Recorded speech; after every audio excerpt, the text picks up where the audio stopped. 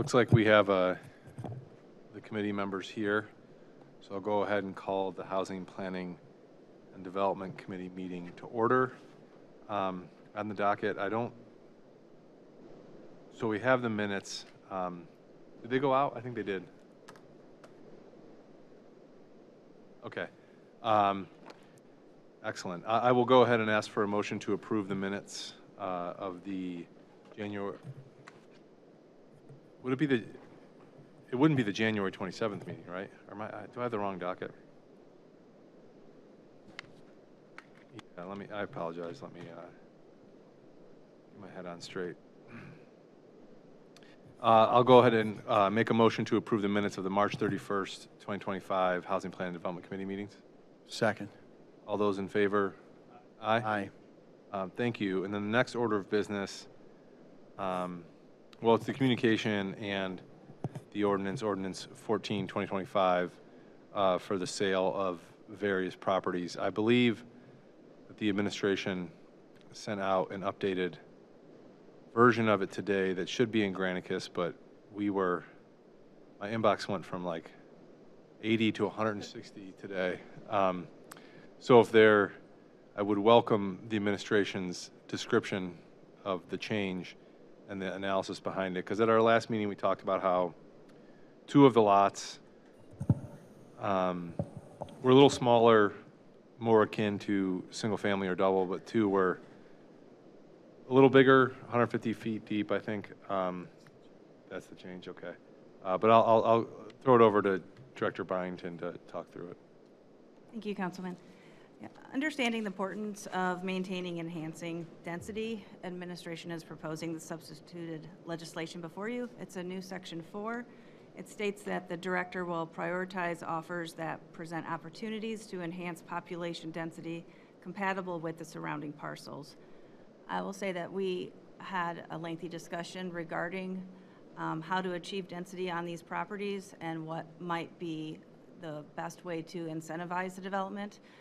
We talked about planned developments, but seeing as those take months to bring through the process, the developers would have to go to, or new homeowners would have to go through the ABR process. We thought that wasn't the best way to incentivize development on these parcels. The two large parcels are zoned to family right now, so by right they can put in two units, two homes, and hopefully through the zoning refresh, although it wouldn't be for a while, they would also be permitted at a later time to put in an accessory dwelling unit, which would bring it to three units per parcel.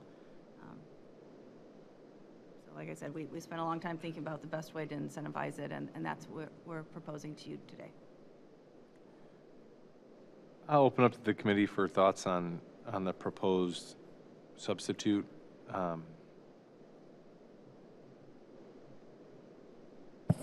Thanks, Mr. Chair. Thank you, Director Byington, and to the Law Department for this proposal.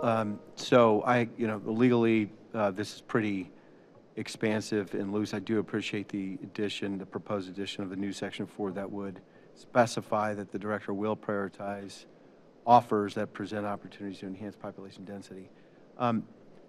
That still leaves quite a lot of latitude, but could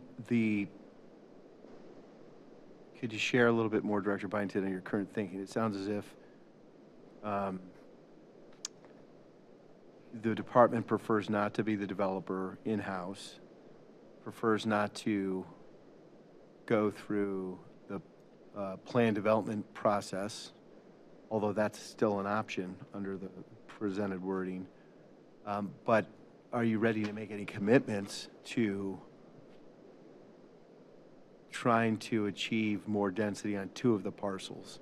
And would you be receptive to what the committee discussed last time, which would be to strike 1584 and 1569 Newman, the two larger parcels, for now, spend a little more time thinking about how we could be successful, but then proceed with the other two on Arden and Hopkins Avenue as originally drafted, given the fact that if we think the best tool, which is the intended zoning code rewrite, which I some of my colleagues have spent time with that. I have not, but that's not going to take effect for 18 months, something like that. So it's not a near-term thing. So I guess unless you thought the administration wanted to hold these parcels for 18 months until the new planning and zoning code took effect. I mean, if we were to just sell, there's no guarantee that you would be successful with the third-party owner.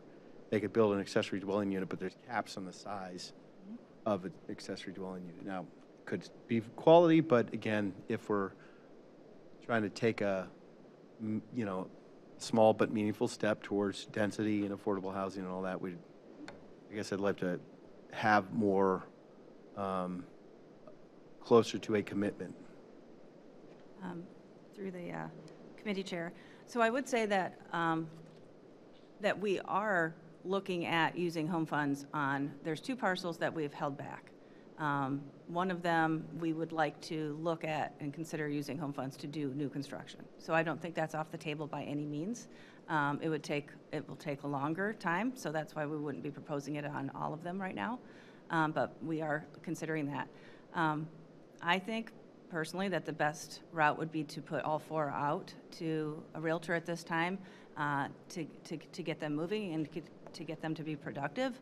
I know that, you know, myself and the department and administration, we understand the importance of density. So right away, I think we'd be looking at 2-family developments on those parcels, not single family. I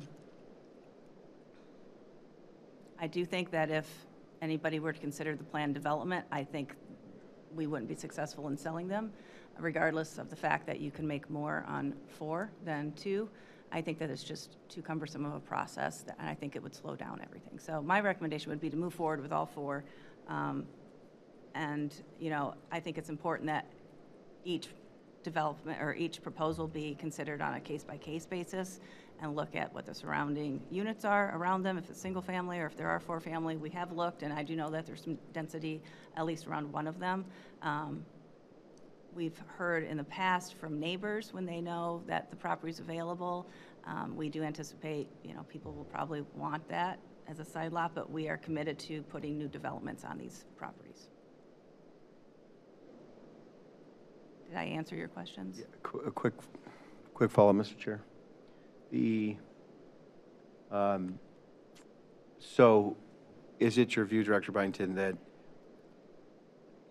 you know, getting the private market through realtors working on evaluating the marketability and the use dictated by market terms today or in the near term would be helpful, but here's a separate question. If we thought that the only offers that we got were falling short of the potential from a density measure, would you or the administration consider holding back and not selling on where there's an opportunity? So you never know what you're going to get from this is not an RFP, I'm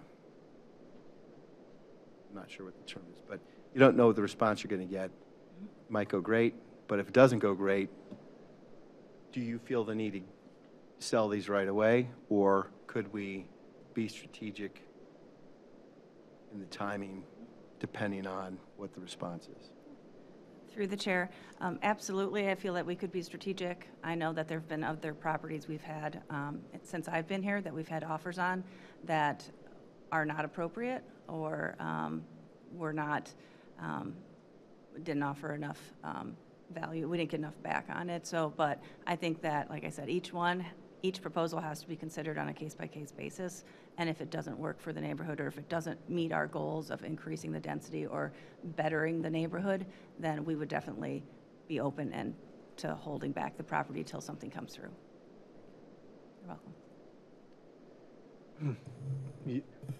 Yeah, I think the challenge is, as you think about it more, and as I thought about our discussion last week, without the zoning change, you're in a tough spot where you can't really build what the neighboring properties have under our current code. So you couldn't build a quadplex, which is the main reason for us going through the zoning refresh and why zoning is so important.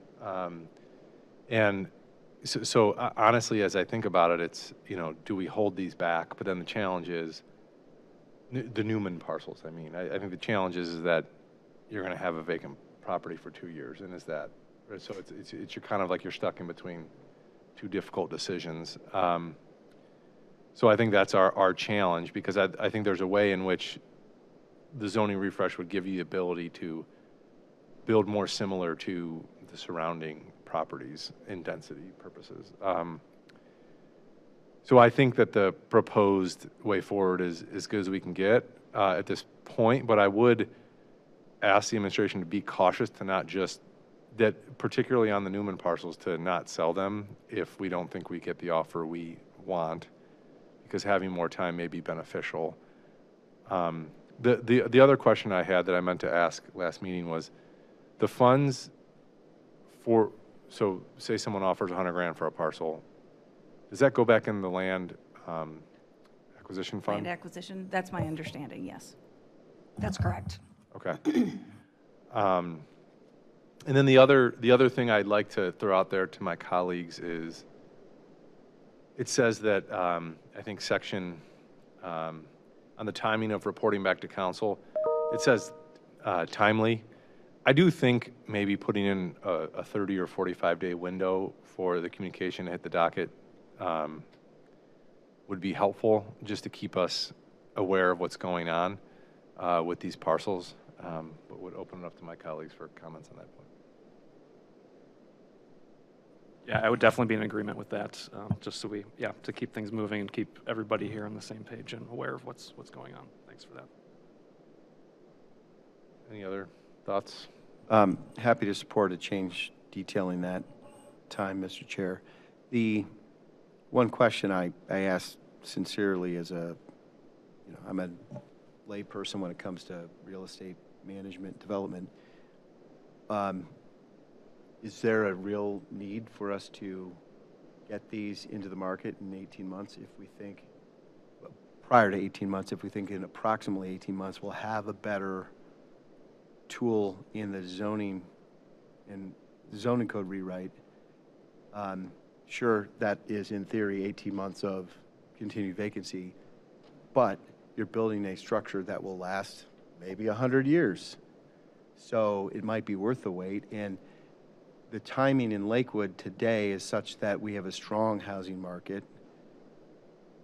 I might feel more urgency if we were talking in 2009, 10, 11, when we were in the midst of the after effects of the foreclosure crisis, and we had a pretty significant inventory of distressed and vacant and under-maintained properties. In fact, Assistant Director Swallow and I are the only ones who can remember that.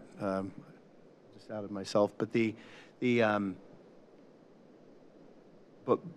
but unless, maybe, am I missing something? In other words, out of the many, I think there are 17,000 one and two family homes or structures in Lakewood, and having, this small number vacant for another, in effect, 12 months, is that really, are we losing anything versus the upside of getting it right and maybe modeling more dense infill development for the next round? It's kind of funny because when I first started on council, people were talking about converting doubles into singles. The wheel has turned. Now we're talking about trying to get doubles maybe into more than doubles. And to your point, Director Byington, we have made some progress where we could get at least a double with a accessory dwelling unit, which is meaningful. Mm-hmm. So that's my question to the group. I don't know if there's a quote unquote right answer. I agree with the thing. I think we talked about this last time too, about it'd be a great opportunity to hit the ground running with the zoning recode, to have two build ready lots that we could implement, new housing types that weren't allowed before right away, so people can see what's possible with lots that are under our control. So I realize that having two properties sit there vacant is not ideal, but I just want to make sure we're also keep our eye on something that's a good opportunity for it. Yeah, I do think there's a level of trust we need with the administration, which is where I'm comfortable giving them the authority to at least see what the market would bring right now and then make a decision. We have said that they shall consider density as a component to their analysis. So I think I would support amending, or I guess substituting this ordinance and then adding in a timeline in section 3 and then putting it back to the full council at this point. Or we can amend the ordinance and take out the 2 Newman lots. But I think I'm comfortable with the substituted ordinance. But I don't know what you all think. Yep. Councilman Bullock? Director Byington, I mean, could you comment on the last, I think Councilman Evans' point is a great one, isn't it? That if we had 2 ready-to-go parcels that could test case and demonstrate the upside, do you think there's merit to that possibility? Through the chair, I would say that I understand where everybody's coming from. The likelihood of us having another 2 parcels within 18 months is good. So holding these 2, knowing that we might have 2 more in 18 months, then we would have 4 sitting there. I don't know that I would personally agree with the need to hold them, because I think we're going to have more. And I am sincere when I say if we don't have a good project, if we don't have a good proposal, we can just hold them. We will just continue to hold them.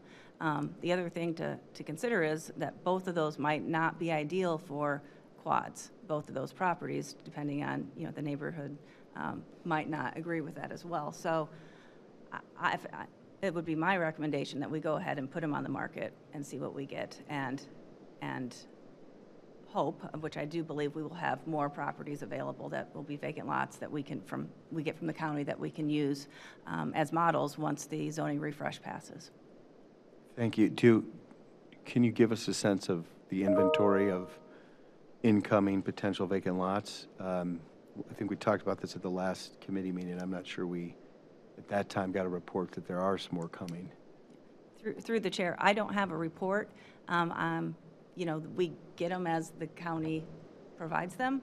So I don't know, but my understanding is we get some every single year, and we've been working our way through a long list of them. And these are one of the few remaining. There's only 2 others that are not proposed to be sold at this time. And as I stated, one is proposed to be considered for new construction with home dollars, and the other one is very small. So we're trying to evaluate what the best use of that one would be. And when we get a vacant lot, is it a long vacant lot, or is it a problematic property that got demoed? And then is... Through the chair, I believe they're probably mostly demos, but I haven't been here long enough to confirm that. But in other cities where I've done the same thing, they're usually demos. Okay, my impression, the reason, this is all very helpful. My impression is that we're tailing down, or tailing off, or the rate of such properties has significantly dropped in recent years. Mm-hmm. So it's kind of a surprise to me to hear that there might be a steady trickle of these.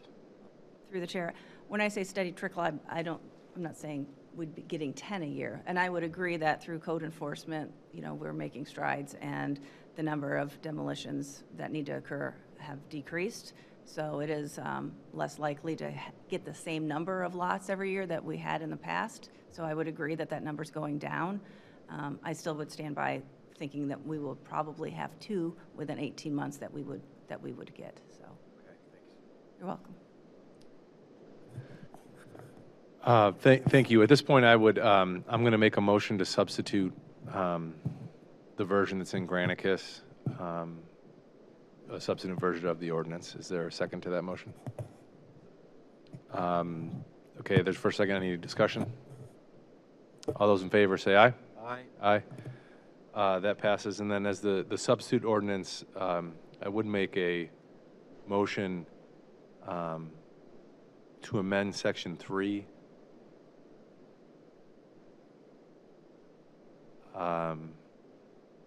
And at the very end, put in within 45 days of the sale. Is 45 or 60? I don't want to. Okay. Mr. Chair. Yeah. There's language in both sections 2 and 3. The last sentence of each one. Okay, yeah, so I guess I'll amend my motion to say, amend section 2 But the director shall communicate to city council within 45 days after the sale about the sale of said real property and I think we can strike in a timely manner. And then for section 3, I would propose to amend it as stated, which would be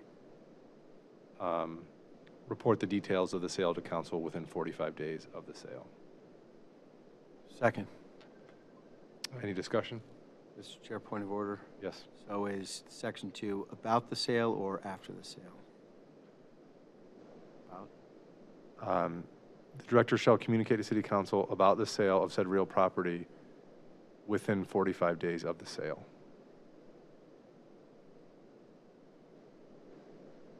Okay. And then strike in a timely manner. You got that, clerk? Sorry, I know oral motions are the worst. I apologize. Good? Yeah? Yeah. All right, well, all those in favor? Aye. Aye, that passes. And then I'll make a motion to favorably refer the substitute amended ordinance to full council. Second. Any discussion?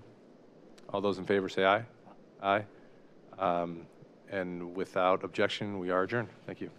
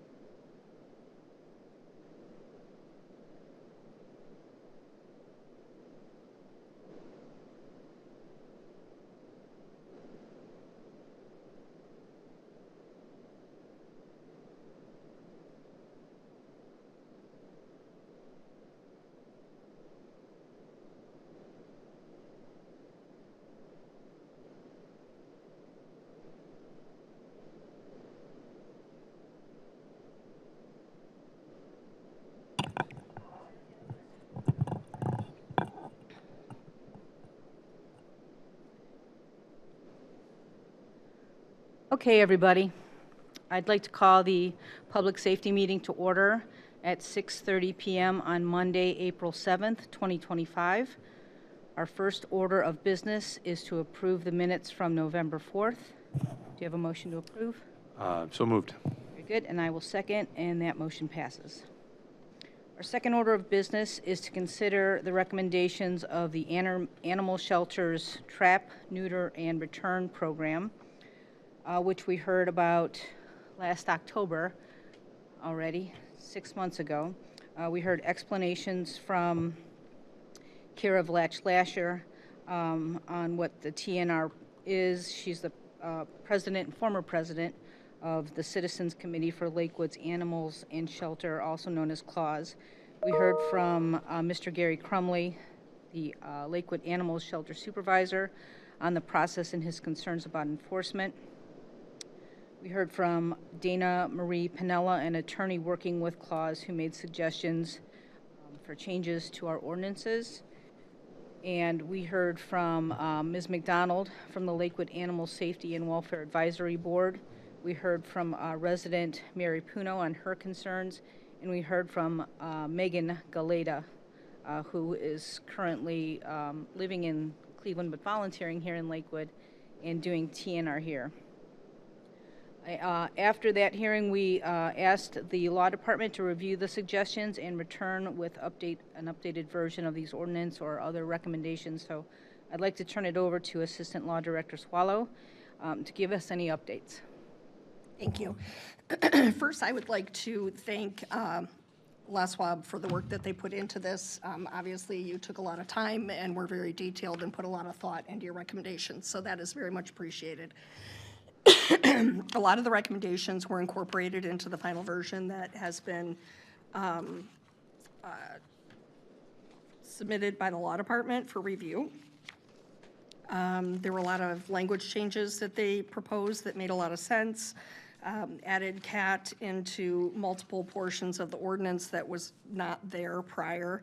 I would say that the largest difference between the versions submitted by LASWAB and that being submitted by the Law Department is the TNR program. Several months ago, it was brought to the administration asking that we set up a TNR program to allow residents to trap, neuter, and return community cats in our city. And that process was kind of done administratively. Their version kind of sets it up so that anybody can do that without getting permission from the city or letting the city know that they're going to be doing it, and without the guidelines that had been adopted by policy by the administration. The version that the administration is bringing forth tonight makes it clear that there is a TNR program available in Lakewood, but it also still requires that any individuals trapping have some training to make sure that they're doing this properly, safely, and in a humane manner for the animals, as well as to allow the city to kind of monitor and know where it's happening. So if there is a problem, we know who the responsible individual is. Okay. Oh, go ahead. Go ahead. I was going to say, Section 9 essentially takes the rules of the policy and codifies them. We did include the definitions that were brought forth by LASWAB for community cat, community caregiver, ear tipping, trap, neuter, return, and then Section B lays out those guidelines and rules that were initially adopted by policy, which we're now proposing be included in the codified language.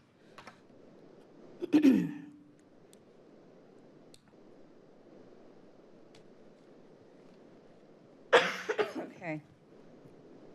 You want me to go through those? Would that be helpful? Yeah, I think that would be very helpful. Sure. So B1 talks about the dates that the program is only conducted between April 1st and October 31st unless there is specific permission issued by the animal control supervisor. Basically, weather permitting, you don't want to leave an animal in a trap for an extended period of time. It requires that the traps be humane and not intentionally cause injury to the trapped animal. that they need to be continually monitored so that a trapped animal, whether it's a cat or some other type of animal, isn't left for an extended period of time in the trap. That the traps be covered to reduce the stress of the animal once that trap is retrieved. That whoever is doing the trapping has appointments already scheduled for sterilization, ear tipping, and rabies vaccination, again, to reduce the stress to the animal. Requires that community cats be returned to their environment as soon as medically cleared by a veterinarian. Obviously, realizing that some cats will need a longer time to recuperate than others. Community caregivers shall have a plan for community cats that need extended recovery time. All community cats shall be returned to the same place where they were trapped. And then any ear-tipped cat shall be immediately released. The ear tipping is the indication that that cat has already been TNR'd. Nursing community cats shall be sterilized on an expedited schedule so that they can return to their litter. Sick or injured animals shall be taken to a veterinarian for evaluation and appropriate treatment. And community cat caregivers, that's a mouthful, I'm sorry, shall report annually to animal control the number of animals trapped, the number of community cats that were sterilized along with their sex, and the number and species of animals that were released, and any unintended trapped animals. Also sets up a penalty for violation. Thank you. Colleagues, any questions? Thank you, Chair. Thank you for putting this together. Interested to hear. And thank you, Animal Control Officer Crumley. As a procedural matter, if I remember this correctly, there was a communication with proposed ordinances. So this is a draft of a potential ordinance that the administration has kind of worked through and the administration is comfortable with? Correct. Yeah, this was presented to the prosecutors, to animal control, to make sure everybody was on the same board as far as the changes. And then the idea being that discussion, this committee input, and then it would be placed on the docket at some future point for. Correct. Okay. Thank you. And it sounds like a lot went into this. Curious to hear what some of the folks in the audience have to say as well. Thank you. I'd like to open it up to public comment now. I think, Mr. Crumley, you also wanted to make a statement. If you wanted to do that now, you could jump in here, or if anybody else wants to make any statements about this, you're welcome to. Actually, I'm good pretty much with everything that's going on with this ordinance. I believe it meets all the things that I think LaSwab and Claus would hopefully be there. And I think the city's going in the right direction and trying to do the TNR because it will be beneficial for the community itself to limit feral cat populations. Good, I'm glad to hear that. I think we're all on the same page with this, right? To make sure that these cats are being taken care of in a humane order, and also to protect people's property as well. Ms. McDonald, did you want to say something? Sure. Yeah, absolutely. Can you hit that little button there and make it green so we can all hear you? There you go. Erin McDonald, 832 Beach Road. Thank you to the Law Department and Gary and Supervisor Crumley. I'm glad that this is moving forward. One thing I'm not, and we've talked about this for a lot of meetings, but especially the past two, and Animal Control and LaSwab are on the same page with the importance, and especially with spring here.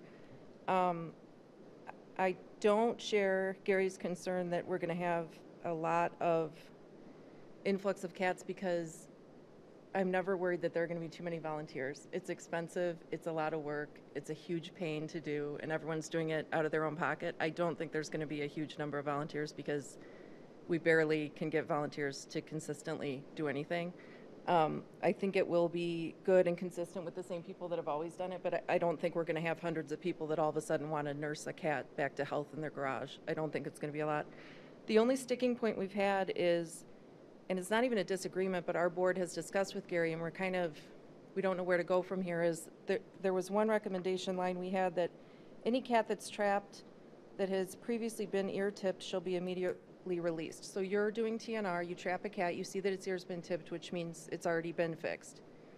We want them to be immediately released because after a volunteer puts in all the time, money, rehabilitation in, the point is to return them to their community so that we don't have other cats moving in, litter after litter. You know, we're trying to keep the ferals in their community but not multiplying, not having all the nuisance behaviors that they do when they're not fixed. So if people in the neighborhood, there are some people that just repeatedly take cats that they catch into animal control and say, this cat's bothering me, I want it euthanized. We don't want people to pick up the cats that have been fixed and take them in to be euthanized. So, which I think Supervisor Crumley agrees with in theory, but because he's dealt with some hoarding situations where they did have to, you know, animal control made the decision to trap and euthanize those cats because it was just a really extreme situation. So I don't want to keep him from being able to use that tactic. So I think that's just something that we kind of need to iron out. Hopefully there could be something added where there's an exception, you know, at the supervisor's discretion or something in those cases. Hopefully there won't be an extreme hoarding situation, but that's just really, I just wanted to mention that's the only real sticking point we have between animal control and our board. Is that right, Gary? That's correct. And if it's addressed in a TNR, I don't think releasing the ear tipping is an issue because they're there to get the cats that are not spayed or neutered already. My concern is I don't want the ear tipping release portion to prevent me from doing my job for residents, because what ended up happening is we had a section of Lakewood where people pretty much couldn't use their yard because of a high dense population of feral cats. So they started to trap cats, and so when they would trap them, we would pick them up. And yes, most of them, actually all of them, I think, except for one, was feral that had to be put down because unfortunately we cannot adopt feral cats. My concern is if those residents would have seen me release a ear-tipped cat, even though it might have been from that colony, I think they would have scalped me alive at that point in time because, again, like Aaron said, this is probably a unique situation, sort of like the beagles. Maybe it'll never happen again. But I don't want that to be set in stone that might tie my hands or residents' hands on automatically releasing an ear-tipped cat. But if it's strictly somebody that's doing TNR, I don't think that would be an issue because that's, to me, is separate. No, but I'm worried about the people that So- aren't doing TNR that just don't like cats on their street. They put food out, they trap them, they bring them to Gary and they say, can you kill this animal because I don't like it on my porch cushions or something. We don't want to have that happen after we've had them, gone to the trouble to have them fixed and put them back in the community to try to keep it, you know, like Megan and others have spoken about, and Kara, that we're going to create a vacuum if we take them all out. Otherwise, we would just remove them all and either euthanize or adopt out. To keep them there is preventing it from getting out of control, where they're just a nuisance to everybody in certain areas, especially in Ward 4. So I'm not worried about the TNR people, and I'm not really worried that it wasn't like a community of ferals. It was a human-created situation in that case. So I'm not worried about that happening so much. I just don't want the work to be reversed because it kind of negates the whole point and the whole process. So that's what our board discussed. So I just want to communicate that to you guys. Okay, thank you. Thank you. And Mr. Crumley, I'm sorry, you can have a seat. Mr. Crumley, I hear you saying that, yeah, you don't want to release that cat. I mean, you could be discreet about it and maybe take it over to the next block or something and let it go there, right? I mean, that's where I think the discretion piece comes in on your part, where we don't necessarily have to try and come up with every single instant that we could possibly think of, but to leave it in your care to not have to do that.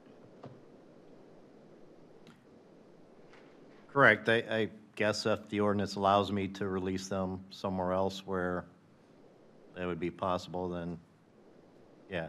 And again, the one that I dealt with, it was in a unique situation.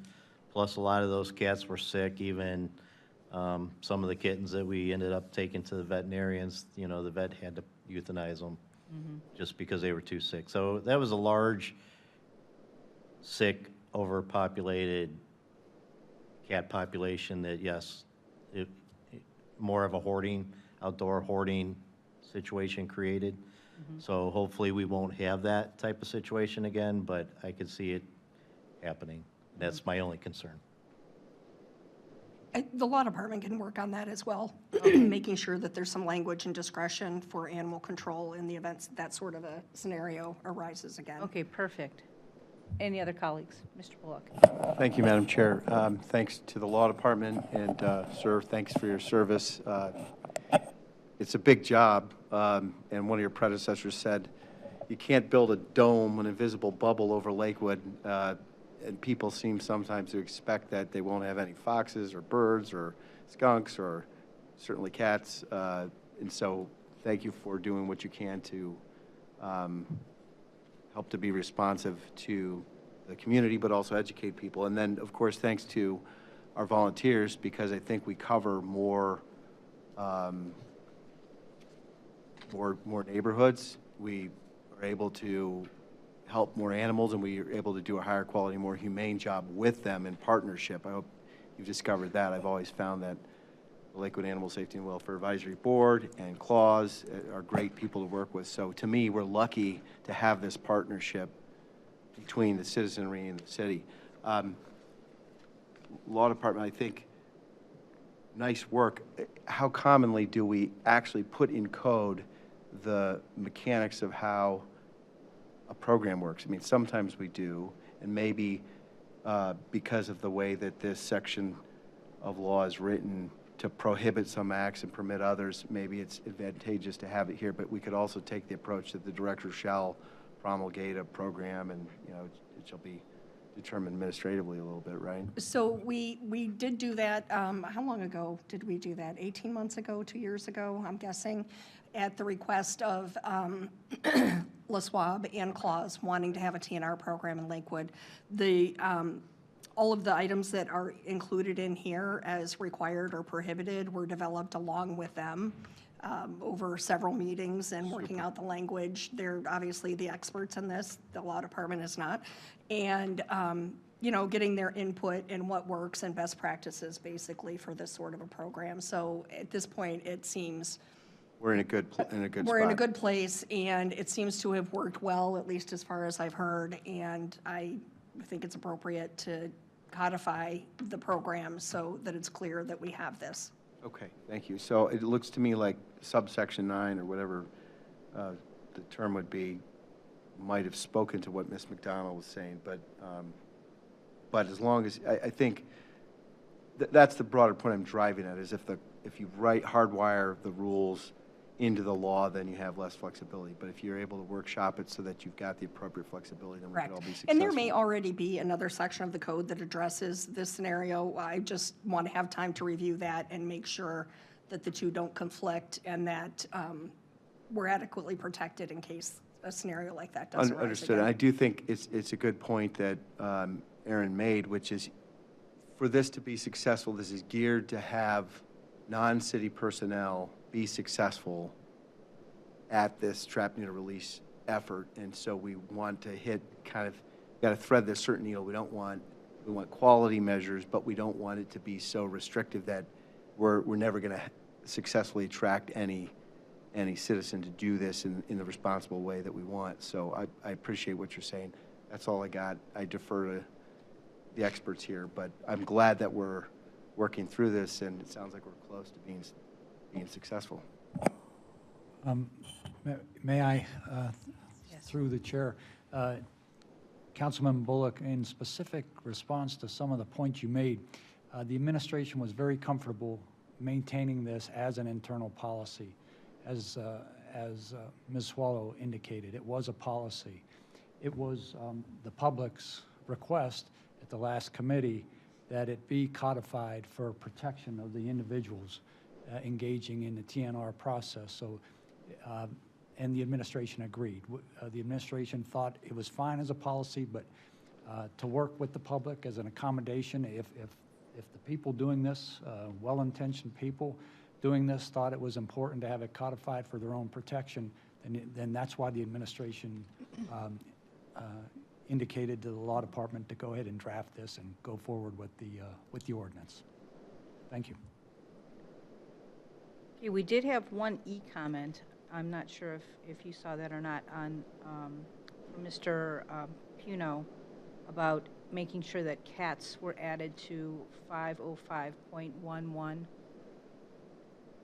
It says dogs, but I think it needs to say and cats. I'm not sure if that correction was made, but one more thing to take a look at before we start to consider this. I did get that comment, and I did review that. 505.12 and 505.11 both deal with nuisance animals, and they are geared intentionally towards dogs. When dogs are permitted to defecate on public property or a private residence property, it deals with the cleanup and things of that nature, which is not something that is really an issue with cats. Okay. Maybe we could just take another look at that one. Sure. So just a couple things maybe to consider and clean up before we finish this one off. Yes, Kara.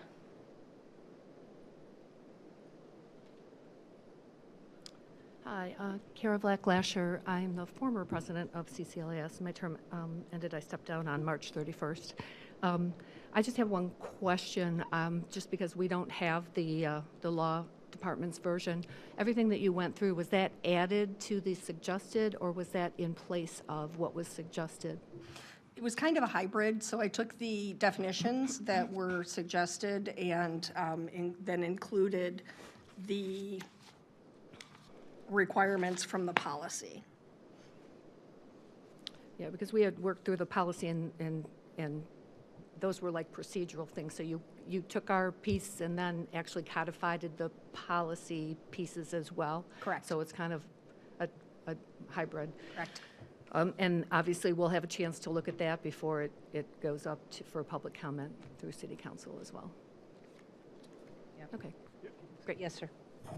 Thank you, through the chair. I think the course of order would be introduction of this ordinance and then dual referral maybe back to LASWAB to give you the opportunity, to provide comment if you haven't seen it yet, and then provide a recommendation back to council before we fully consider it. Thank you. Thank you very much. We really appreciate the work on this and taking a look at it and getting it codified. And one of the reasons that we were wanting to protect citizens is because in the past we had had some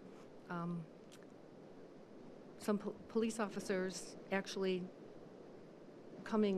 threatening us with citations that, TNR was illegal in the city, and we're like, yeah, we don't see that, and we, trying to clarify that. So, Right, understood. Yeah, we appreciate this very much. Thank you so much. Thank you.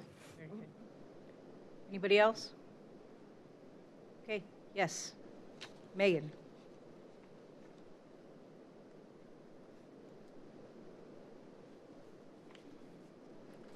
My name is Megan Galeta. I'm the Community Cats Director for CCLAS. Our group this year, I came on last year, early in 2024, and our group made the position a board member position this year, recognizing the importance for community cats. I also wanted to thank everybody who has worked on this, the law department and the committee being ready to entertain this ordinance. I just wanted to let you know very briefly that I have our data for 2024, and there were a total, this represents about 8 months of data because we weren't able to trap all year due to volunteer circumstances. We did a total of 41 cats in 2024. 27 of them, or 66%, were returned back to the community, And using some of the data, depending on the source, a litter of a female community cat's kittens can be either 3 to 5 kittens or 4 to 6 kittens, depending on which source you look at.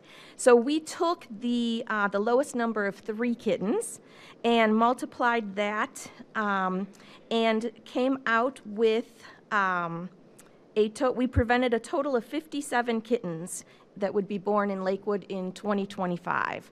So that's on the low end. And that also assumed that these female cats only had 1 litter. Most females have between 2 to 3 litters. So we didn't want to blow up the numbers, but that also gives you a sense that this was the low end. And then fixing the male cats is also incredibly important because they can impregnate any number of female cats. And then the last piece I wanted to let you know is that so far this year, we didn't trap it all in January, and all trapping has been done in partnership with Gary at the shelter. So far in February and March, we've done 18 cats. And 16 of those were returned as TNR'd cats. 1 was adopted as an indoor cat by the caregiver, and 1 was returned to owner. So that was a cat that we were told got out, and watching the video on this caregiver's porch, this cat gets out pretty much every other night. So that is the other number there. But just looking at those 18, we have already prevented, and taking the 16 cats, we've prevented about 8 litters in 2025. That accounts for the fact that 7 of them were female. And at least 25 kittens already being born. So we are very grateful that Lakewood is looking at doing this, because in this pilot under the policies and procedures that the city put forth last year, we're already making a difference. And those numbers may not seem large, but if you think about that, we won't have hundreds of people doing this. It is work intensive, it is resource intensive in terms of funding, but I am trying to recruit some additional volunteers who can help residents. With what we've done so far, I really think we can make an impact. I really think that we can get the city's community cat population under control. So thank you so much for letting me give you this, and thank you for all the work on the ordinance. Also reiterating what Aaron and Kara had said in terms of returning cats that are already ear-tipped back home to their territory, and I look forward to seeing the actual language as it's being put forward. Thank you so much. Thank you. Anybody else? Council members, administration, public? No further questions. This meeting is adjourned.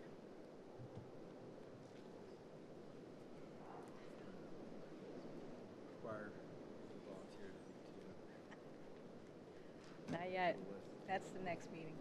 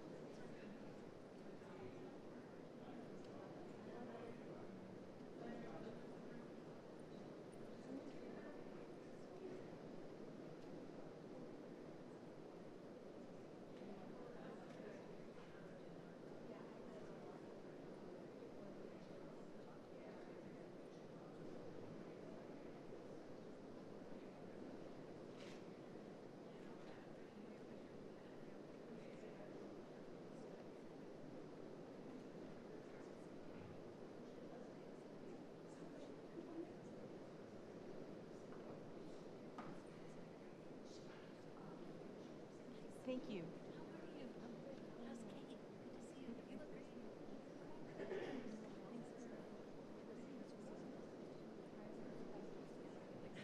Except for TNR.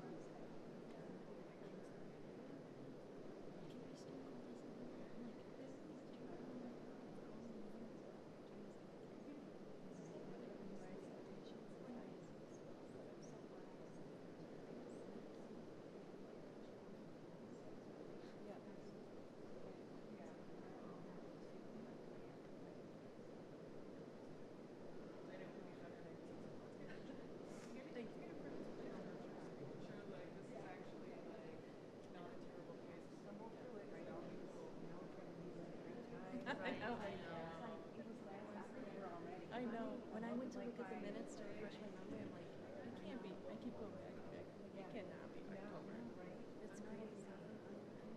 Yeah.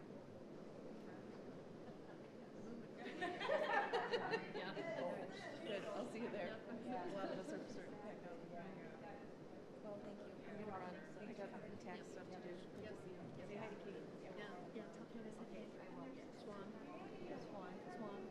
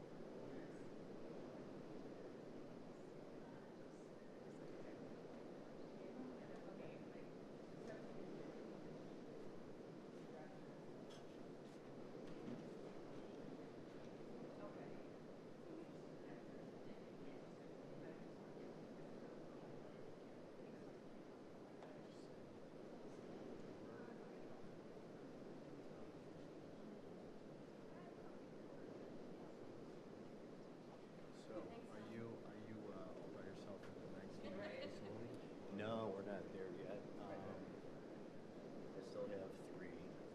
One's leaving, but she's working part-time for us until we get another full-time member.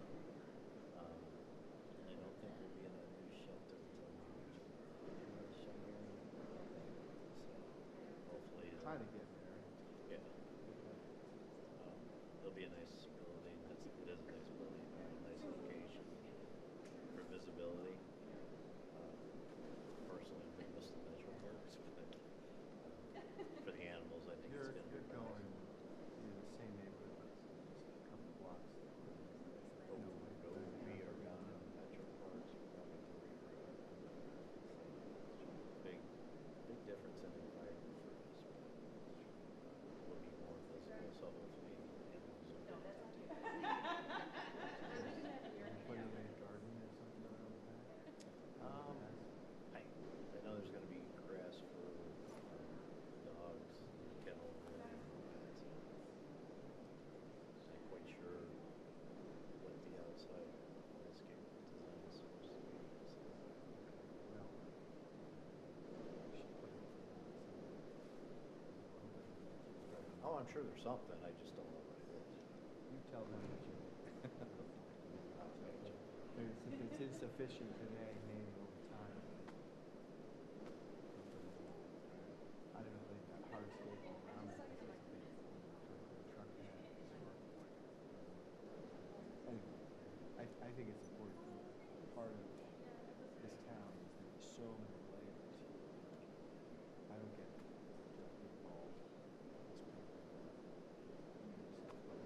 I think it's super appreciated that it just doesn't shrug its shoulders.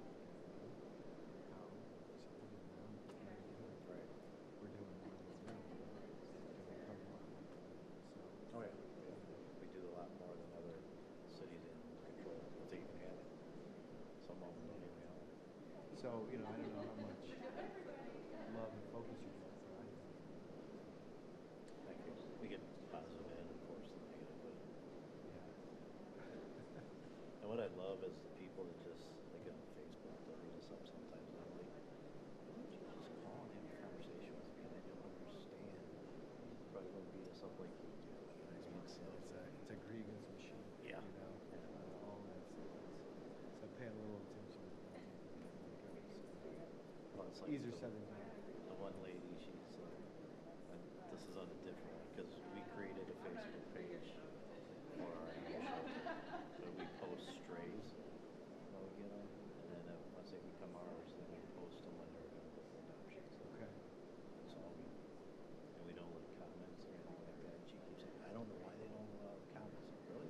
Read this thread that you're on right here. That's why we don't allow comments. We want it to be for the animals, Right. not a grievance machine like you were saying. Yeah. You know, it's like, Good stuff. All right, well, nice Thank you. nice meeting you. Cheers.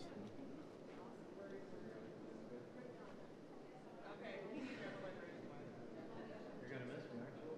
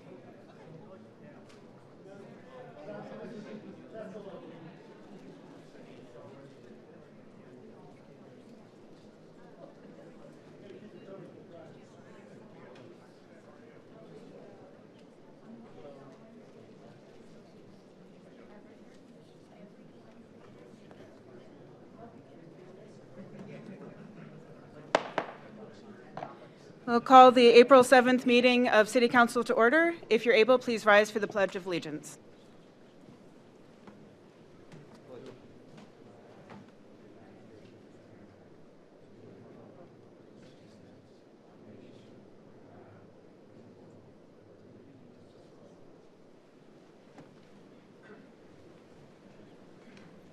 Now pause for a moment of silence.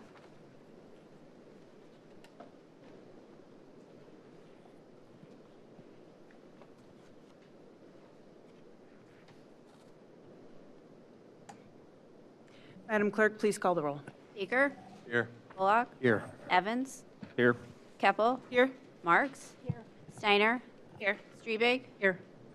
Reading and disposal of the minutes of the regular meeting of council held March 18th, 2025. Move to approve without the necessity of a reading. Second. Motion's been made and seconded. Any discussion? Hearing none. All those in favor? Aye. And that motion passes. So without objection, I'm going to move, let's start with items 13 and 14, and then we'll go to item 9. Item 13, communication from President Keppel regarding resolution to protect Social Security, Medicare, and Medicaid. Dear colleagues, the following resolution proposes to join with the North Shore AFL-CIO to advocate for the protection and expansion of Social Security, Medicare, and Medicaid. The resolution opposes cuts to Social Security, Medicare, and Medicaid, and the potential closure of local Social Security offices. The resolution also supports robust staffing at Social Security offices to ensure timely service and advocates for the protection of benefits for our most vulnerable populations, like veterans, children, and older adults. The North Shore AFL-CIO represents nearly 150 local unions, including workers under the American Federations of Government Employees. On March 27th, an executive order illegally stripped collective bargaining rights from these federal employees, and the Office of Personnel Management also told agencies to continue Trump's reduction in force order, but ignore reduction in force requirements in the union contracts that have been canceled. As you know, Lakewood is home to a heavily utilized SSA office. If enacted, the negative impact of these proposed cuts will be far-reaching, threatening the job security of federally employed workers based here in Lakewood, as well as threatening important services that aid the most vulnerable populations within our community. The health and well-being of Lakewood and our nation depends on advocating in support of protecting Social Security, Medicare, and Medicaid for the benefit of our community. First, move to receive and file that communication. Second. Motion's been made and seconded. Discussion? Comments from colleagues? Councilman Strebig. Thank you. Thank you, President Keppel, for bringing this forward. As a union daughter, I absolutely agree with protecting everything that we can for unions. They work so hard, they put so much out there, their families sacrifice so much, so anything that we can do to support Social Security, Medicare, and Medicaid, I think that it's really a no-brainer for me. So thank you very much. Thank you. Are there council colleagues? Councilman Marks. Thank you, Madam President. I just would like to say that I too support the AFL-CIO and support the Social Security office here in Lakewood that is heavily utilized. And if we lost that office, it would significantly impact this area. So I encourage all of us to be steadfast in supporting the union workers and Social Security for all of us. Thank you. Thank you. Other council members? Okay, and I know we have David Chegley from AFL-CIO here with us. David, right there you are. If you want to come up and make a statement, you'd be welcome to. Thank you, councilpersons. Thank you to all the citizens of of Lakewood that are here tonight. My name's Dave. I worked just up the street at the 800 number for many years. I spent nearly 25 years working the 800 number at Social Security. I was also local president and regional vice president in the Chicago region, local president here in Ohio for field offices and 800 number workers. As most of you know, Social Security is a program of earned benefits, and it was born out of the Depression. FDR was an architect, but a key architect, was the first female cabinet member in the history of the United States, Frances Perkins. We owe a great debt of gratitude to her. And I just want to make a couple more comments. The claim obviously is not true, the claim by the president that he was not going to touch Social Security, not going to touch Medicare, and not going to touch Medicaid. That's not the case, as we have seen. The claim of fraud by Mr. Musk is also wildly false. These folks that are making these claims don't understand how Social Security has worked or how it works. Fraud is, according to Inspector General reports, when we used to have Inspector Generals in the federal government before January 20th, it's much less than 1%. And to track down a minuscule amount of fraud, which we do, but to make it the priority is threatening the entire system. Now, the computing system, the platform that makes automated payments and does a lot of automated work is extremely complex. 45% of our systems people in Baltimore, which is where headquarters is, were retirement eligible at the time Mr. Trump took office.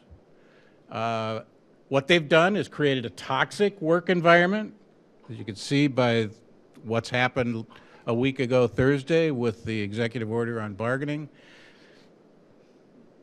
The systems people were singled out as not being able to have collective bargaining at Social Security. They want them vulnerable. They want as many of them gone as possible. That's why former Commissioner Martin O'Malley and former Bush Commissioner Michael J. Astrew said that checks could be late or not coming within the next 30 days.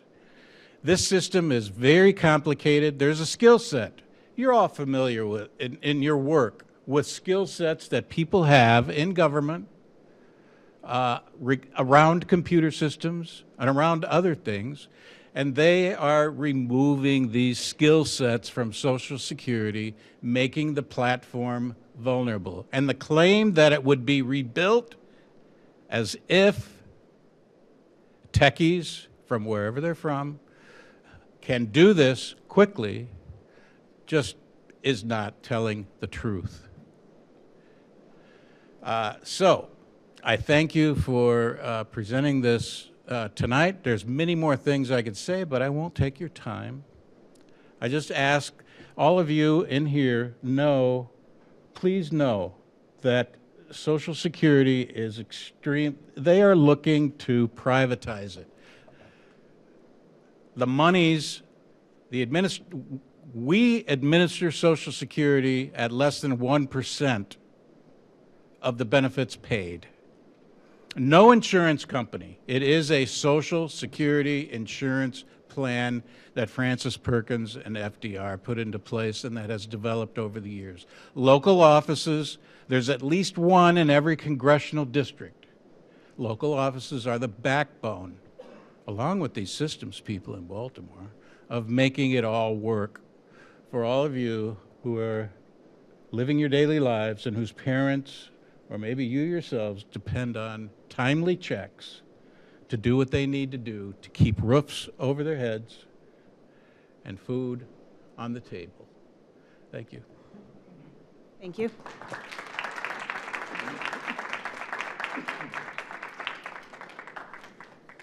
And on that point, later on in the docket tonight, we'll see there's a communication and ordinance regarding earned benefit of reducing water and sewer fees for folks based on the homestead exemption and their Social Security benefits. And we know that we have a significant number of our population here in Lakewood who very much rely on their Social Security checks and those arriving on time. And it's due to the hard work of these workers in the Social Security offices, in both the data and in the local offices, that folks are able to access those benefits, especially those seniors. So we thank the workers for their work, and we all need to keep working to keep those benefits available for our most vulnerable. Okay, on the motion to receive and file this communication, all those in favor? Aye. And that motion passes. Next up will be the resolution. Item 14, Resolution 2025-16, a resolution to join with the members of the North Shore AFL-CIO to advocate for the protection and expansion of Social Security, Medicare, and Medicaid. Move to adopt. Second. Motion's been made and seconded. Any discussion? Councilman Bullock. Thanks, Madam President.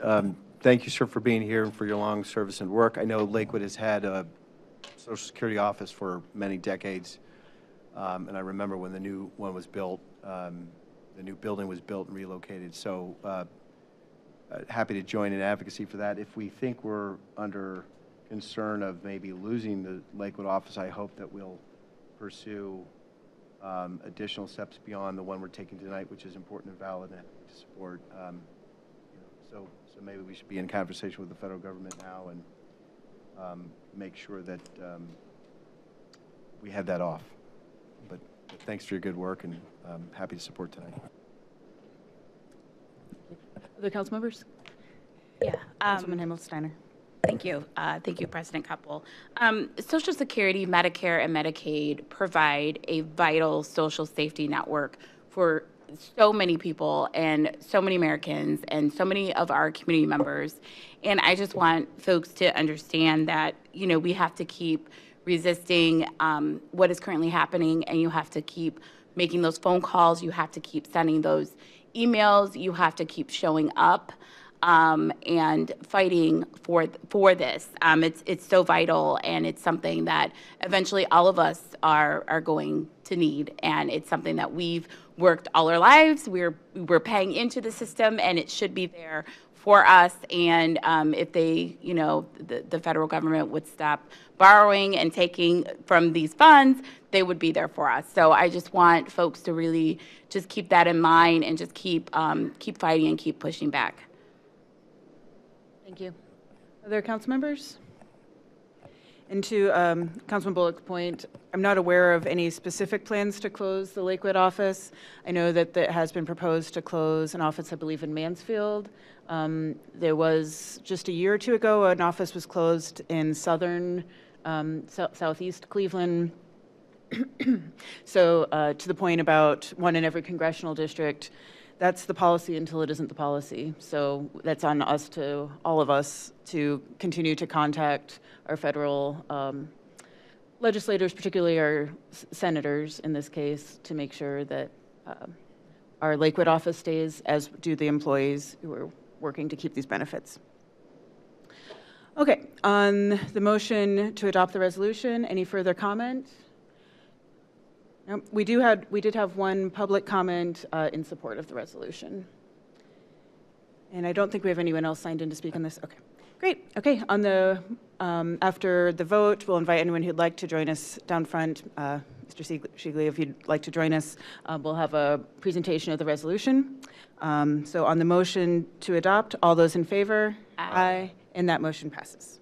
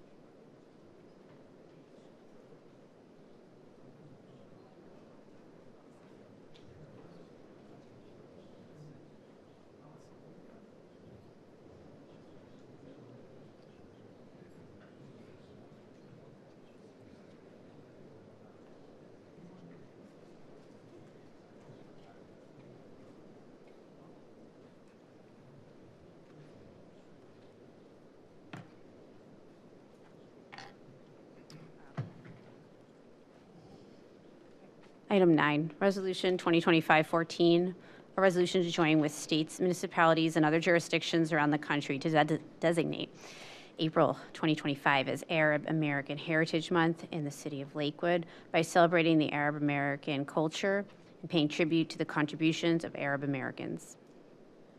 I'll first move to adopt. Second. Motion's been made and seconded, and discussion. I'll kick off, and then I'll turn to Councilwoman Marks. This has become kind of a tradition for us here in Lakewood to celebrate Arab American Heritage Month, and deservedly so. Lakewood is home to one of the largest populations of Arab Americans in Ohio, and we're lucky to be so. We are really fortunate. Also, I believe we have Mr. Benjani is here. Yes, great. We'll call you up in just a moment. I'm going to turn it over first to Councilwoman Marks, and then we'll ask you to come up and speak, Mr. Benjani. So I'm very proud to acknowledge Pierre Benjani being here.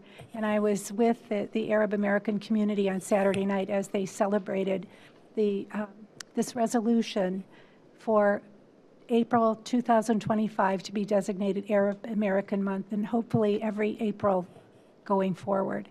The Arab American community here in Lakewood brings a great deal of contribution for what their pride in their heritage and their food, which we all love for sure.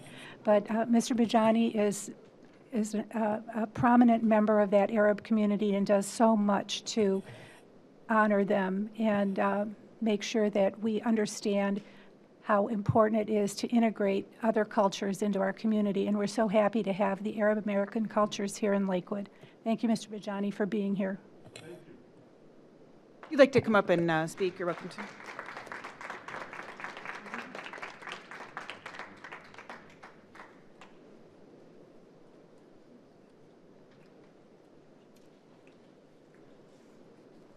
Thank you so much. And talking about food, I brought you some sweets for all of you to enjoy. Some baklava. So it's not a bribe, I promise. We didn't know he was going to do that. As a proud president of Cleveland American Middle East organization, CAMEO, we really appreciate what Lakewood has been doing every year and initiating this nice gathering to come here and present us with the proclamation as April as Arab American Heritage Month. We have put at the State House a bill to make it a permanent resolution that April will be permanently as Arab American Heritage Month, and it's moving hopefully forward with the help of course, one of your own, Tristan Rader, and other state representatives that they are pushing for the bill. And of course, with our state senator, Antonio, also that she's been a big force behind it. So I want to thank you from the bottom of my heart. I brought with me some of our people from the board of CAMEO to be here tonight and to appreciate you and tell you thank you for all you do.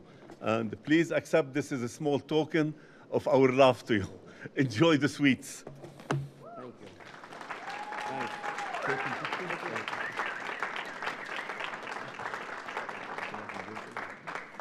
Thank you. Thank you. Do we have anyone else signed in to speak on this, or do any of the other board members wish to speak? These are the two board members, and we have some members from the group here, from CAMEO here too.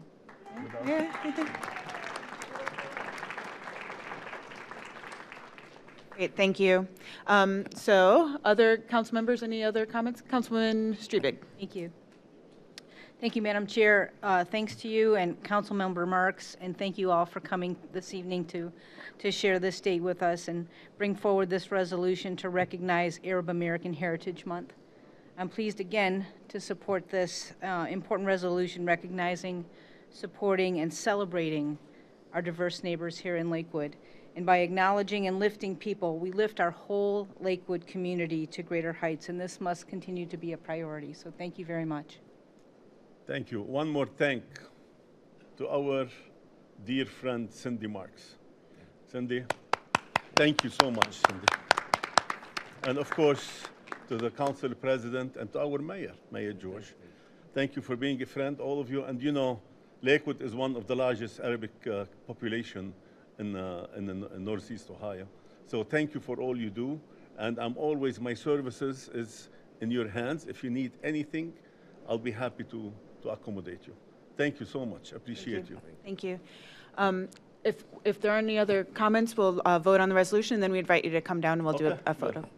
Other comments from council members? No? All right. On the motion to adopt the resolution, all those in favor? Aye. And that motion passes, and we'll do a quick photo down here. Thank you. Thank you.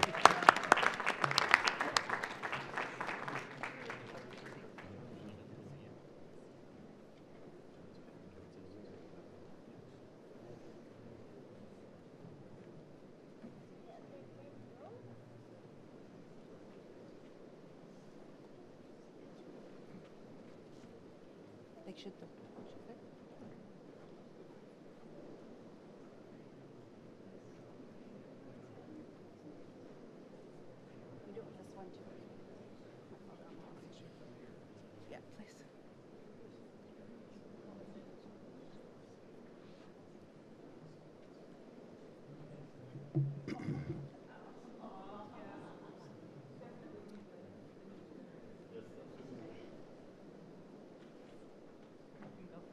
I'm sorry. You're good. In front of you. Got it.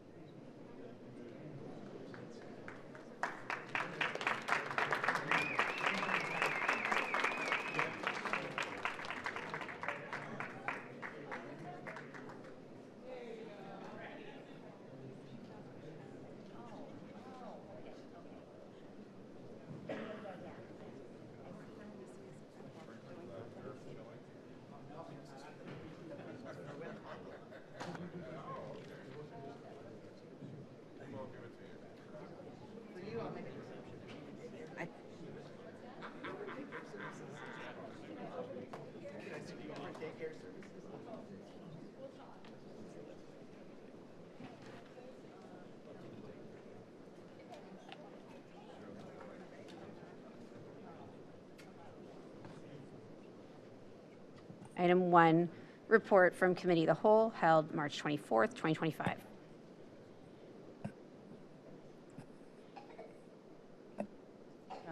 That's great.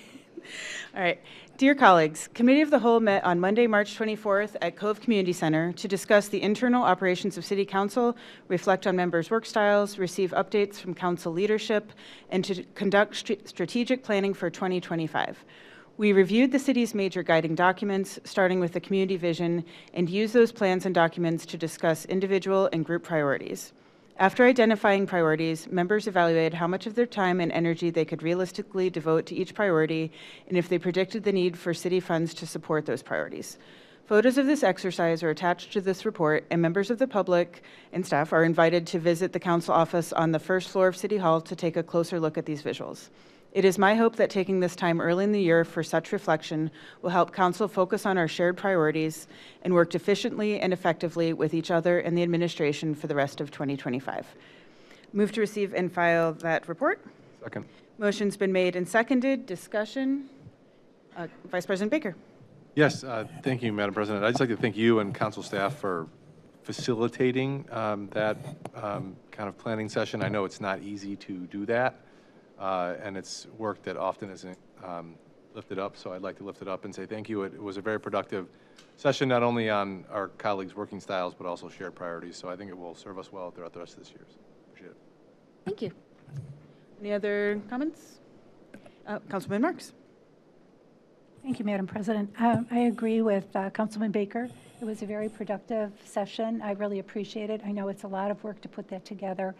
But it's great to work with each other in an environment like that where we can share each other's work styles and ideas and brainstorm. So thank you for doing that. It's a lot of work. I appreciate you. Thank you. Right. Any further comments? I feel like I'm calling for compliments here. Not mean to be. All right. So hearing none, on the motion to receive and file the report, all those in favor? Aye. And that motion passes.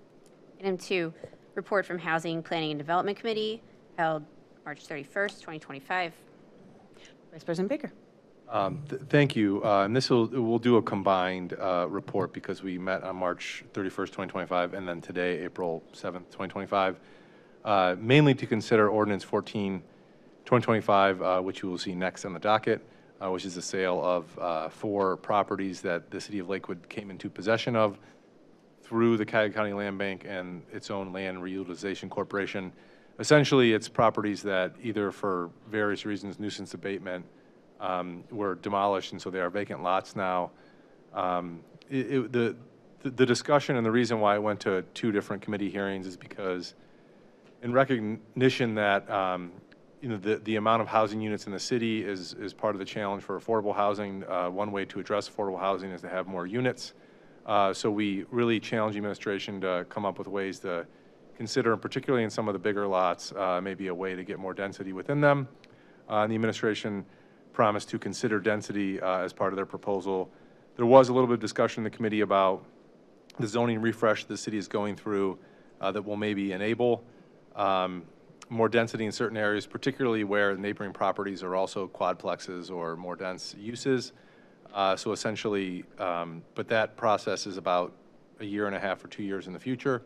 So in order to see what the market would produce for those properties, we ended up recommending a substitute amended ordinance that you'll see next to move forward with the plan to sell the properties. And that's all the report. Motion to receive and file. Second.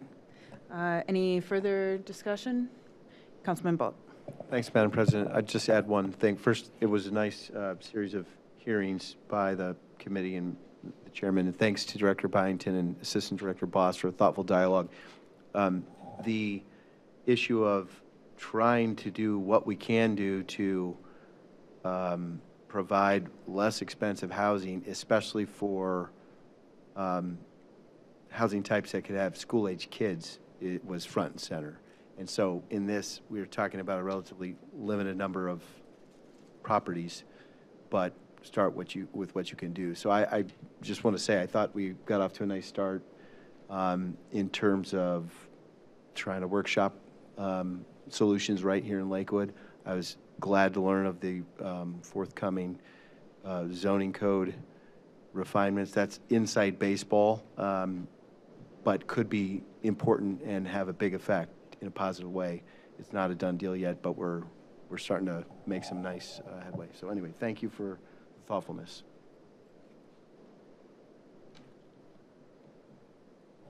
Thank you. Any further discussion? Hearing none, on the motion to receive and file the report, all those in favor? Aye. And that motion passes. Item 3, Ordinance 14, 2025, an ordinance to take effect immediately authorizing and directing the Director of Planning and Development or the Mayor to enter into an agreement with a licensed real estate broker to market for sale various real properties pursuant to Section 15507 of the Codified Ordinances. Move to defer. Second. Motion's been made and seconded. Any discussion? Madam Chair. Vice President Baker. Yes, I just know that there was a public comment that mainly related to trying to find more density and parking minimums in the city that is in Granicus. Thank you. Those parking minimums are also something being discussed in the zoning refresh, so timely comment. All right, on the motion to defer, any further discussion? Hearing none, all those in favor? Aye. And that motion passes. Item 4, report from Finance Committee meeting held March 31st, 2025. Councilman Bullock. Thank you, Madam President. The Finance Committee met recently on March 31 to consider the next 4 pieces of legislation on the agenda, the docket tonight, ordinances, Ordinance 13-2025 and Resolutions 25-11 through 13. These are a series of routine, in one case quarterly, and in the other case annual pieces of legislation. It's ministerial. It's less substantive and more administrative to carry out the mechanics of our finances and our government. Nevertheless, we had a chance to talk with Director Mahoney and other leaders from the administration about the deeper questions involved, including are we transferring funds for the things that we should be, and why are we doing it, and can we get reports on some of that. and in the other cases, to understand the partnership between city government and county government and the goings and comings of how all that's collected. So the first of those is a quarterly transfers and advances ordinance. We do that 4 times a year. It was favorably referred out of committee to the full council for adoption, but it's only on second reading tonight. The other 3 are resolutions, so regular order would put them up for consideration for a vote tonight. And those 3 are to approve the tax budget of the city of Lakewood, to authorize the county fiscal officer to pay the city, and the third is to accept the amounts and rates of the budget commission of the county at the tax levels that we've had for many years. So that's my oral report. Move to receive and file. Second. Motion's been made and seconded. Any discussion? Hearing none. All those in favor? Aye. And that motion passes. Item 5, Ordinance 13, 2025, an ordinance to take effect immediately authorizing the transfer in advance of certain funds. Move to defer. Second. Motion's been made and seconded. Discussion? And just for those, I know we have quite a few people here tonight, so if you're not accustomed to being at council meetings, it's standard on an ordinance that we would have be read at 3 different meetings. So this one still has another meeting to go before we'd pass it. So you still have another opportunity for public comment in case you would like to do so. All right, on the motion to defer, any further discussion? Hearing none. All those in favor? Aye. And that motion passes. Item 6, Resolution 2025-11, a resolution to take effect immediately approving the tax budget of the City of Lakewood for the year 2026 and authorizing the filing of the same with Cuyahoga County Fiscal Officer. Move to adopt. Second. Motion's been made and seconded. Discussion? Hearing none. All those in favor? Aye. And that motion passes.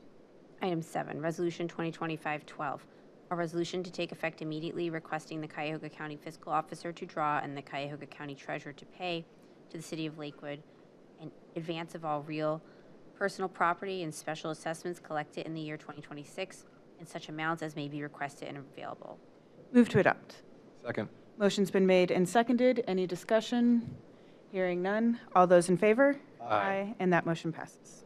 Item 8, Resolution 2025-13, a resolution to take effect immediately accepting the amounts and rates as determined by the Budget Commission and authorizing the necessary tax levies and certifying them to the County Fiscal Officer. Move to adopt. Second. Motion's been made and seconded. Any discussion? Hearing none. All those in favor? Aye. And that motion passes.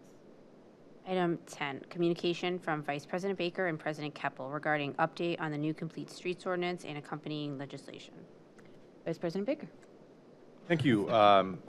This is a long one, so I may annotate at certain times, but I think it's important to read through a lot of it. Dear colleagues, as you know, at our council retreat, this body identified improved multimodal safety, the ability of all pedestrian, cyclists, mobility device users, and motorists to safely use our public rights-of-way as a continued top priority, a priority clearly shared by our constituents. Achieving our multimodal safety goals will require multiple components. 2 that we are working on: infrastructure through Complete Streets and the prevention education through the Citizens Advisory Board, through a Citizens Advisory Board. While we provided a high-level update of the work we have been doing on those components to council at the retreat on March 24th, given the public interest in multimodal safety, we are preparing a more detailed update. As a little bit of background, on June 17th, 2024, we introduced, along with Councilmember Streebig, legislation to enact Complete Streets of the Lakewood Codified Ordinances. And on that same date, the administration introduced a resolution regarding complete streets, showing that both the administration and council were aligned on the need for complete streets. These efforts built upon the formal adoption of the Active Transportation Plan on April 15th, which called for complete streets. And for those of you that are uninitiated, although I think some folks with signs here know what complete streets are, complete streets is an approach to planning, designing, and building and operating and maintaining streets that enable safe access for all people who need to use them, including pedestrians, bicyclists, motorists, and transit riders of all ages and abilities. On June 24th, also, the Planning Commission met to consider this legislation and favorably discussed the need for this in Lakewood. And on September 30th, the Housing Planning and Development Committee met with Phil Kidd and Jacob Van Sickle from the City of Cleveland to discuss Cleveland's efforts on complete streets and the current way complete streets are being implemented and successfully in Cleveland. which as an addendum, Cleveland just adopted Cleveland Moves, which is even a further escalation of their efforts for complete streets.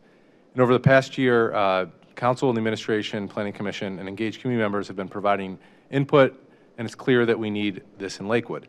And as such, the Administration and Council have been working diligently on the right complete streets ordinance for Lakewood. And to culminate that work, we intend to introduce a new complete streets ordinance and accompanying legislation at the next meeting to include the following. So if you'll remember, most of you probably don't, but the initial complete streets ordinance that Council introduced basically said that every street in Lakewood before it is repaved will have a public meeting at Planning Commission to consider the project. The way we worked with the administration to come with what we believe is right for Lakewood, and we're interested in our colleagues' input and the public's input on these points, is breaking the streets out in Lakewood into 2 tiers. Tier 1 would be any route or intersection or crossing identified in the active transportation plan. So if your street is identified as a route or intersection that should have complete street elements, or a crossing that is a challenging crossing that was identified as a high traffic or high incident area, then it's Tier 1. And this applies to complete rehabilitation and paving of those streets. And the idea here is that previously it was one meeting, you would come before Planning Commission, what we proposed, and in this one it's an iterative process where all Tier 1 projects will have a pre-designed meeting that will go to Planning Commission where folks can come and comment, provide their input, residents, neighbors, people that are interested. And then stage 2 would be the administration will come before Planning Commission and consider that input and then explain exactly how they'd like to move forward with the final plan. And then at that point, our Planning Commission would either recommend or not recommend the final plan. And the final decision is still with the city engineer, as the city engineer is the final PE stamp for the project. But if Planning Commission ultimately provides a not recommended for the final plan, then Planning Commission will provide a communication to Council, so at least it will be highlighted and available for the public to understand the reasoning. Tier 2 is all other transportation projects, so think about streets that are less trafficked. In this instance, it says that the city engineer will consider complete street elements. And so the idea here is that you start with the major routes, and then potentially in the future you can go to every street. But we understand that this is a new way of doing it, so we wanted to have a tiered approach. And then we would also outline that the active transportation plan would need to be updated every 10 years, could be updated sooner if we wanted to. And then it would outline an annual report that talks about, what complete street elements were implemented, and then some of the safety information about our streets. And then a new element that we're excited to talk about is the Complete Streets Education Advisory Board, which we're calling the CASE Advisory Board. And essentially what this is meant to do, it's described in the communication, but in the interim, capital projects happen once every 5 or 10 years. The CASE Advisory Board would provide an input for folks in the administration, members of the public, and the council to come together and say, hey, this intersection is a challenge. How can we do something before we have the next project in 8 to 10 years to make it safer? And that board would help advise the administration and council and the public on those things, and also take input, help public education, and do a lot of the stuff that is important. As you'll hear in our later communication, that there are many ways to have safer rights-of-way in streets in Lakewood. And you need to do all of them. You can't just do one. So we welcome input on the above design. Once the legislation is introduced, we anticipate that it will be referred to the appropriate committee, and we would want a joint meeting with Planning Commission to help explore the idea and really get moving on it. And as an aside, one of the animating reasons for me running for council was, I'm the father of young kids. I grew up in Lakewood. I grew up biking and walking in Lakewood. And we've always been designed well as a community to have good walking and biking infrastructure, but we still need to do better. We live in a world with very big cars, and we live in a world with very big cars that have computers in them and then computers in our hands. So it has created an environment where the design of our roads need to meet that new reality, and I'm excited to work with my colleagues, the public, and administration to help implement that. Thank you. Thank you. I'll make a motion to receive and file the communication. Second.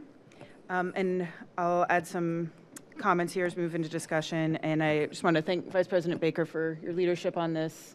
issue, and as well as with the administration, our continued work on this, as well as the citizens who have been giving us lots of great feedback about it. You know, we've talked about this before, that this kind of thing is exactly, literally where the rubber meets the road, is we're trying to balance always these big pictures, and we talked about some of those at the retreat. You know, we have this massive sewer infrastructure program, we have a very massive ADA transition plan that is also calling for us to make adaptations to make sure that all of our rights-of-ways as well as public buildings are accessible to folks with mobility devices. And then we also have our active transportation and safe streets for all, and particularly looking at kids getting to school, walking and biking, and of course that's front of mind for a lot of folks right now too. So we have a lot of folks who are all trying to use the right-of-way and wanting to make sure everyone can do that safely. And like we said in the communication, in terms of the Case Advisory and Education Board, I'm particularly excited about that piece.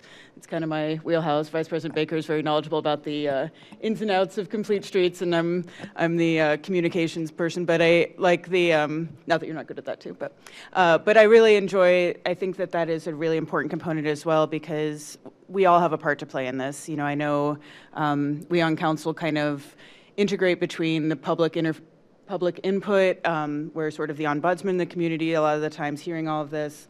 We have the legislative angle, which is this complete streets. We also have the financial angle of budgeting to try to make sure that we have sewers and accessibility and trees and rights of way. So this is sort of combining all of those things. And then the advisory group, I think, can really give us a great intersection between the expertise of our city staff, our city engineer, our great team in public works, our planning department, you know, bring a lot of expertise, as well as the lived experience of residents who use these rights of ways, both as motorists, cyclists, and pedestrians. So all coming together to help make sure that our community, we all have a part to play in this, and certainly in terms of education. You know, if you've been on any of the social media posts recently looking at one particular intersection, you'll see a lot of folks arguing vehemently about what different markings mean, and most of them are wrong, but they're all very strongly opinionated that they are correct. And so, you know, that there is more work that we can be doing in terms of education. And I know my colleagues, the next communication is talking about some of this too with this 4Es approach.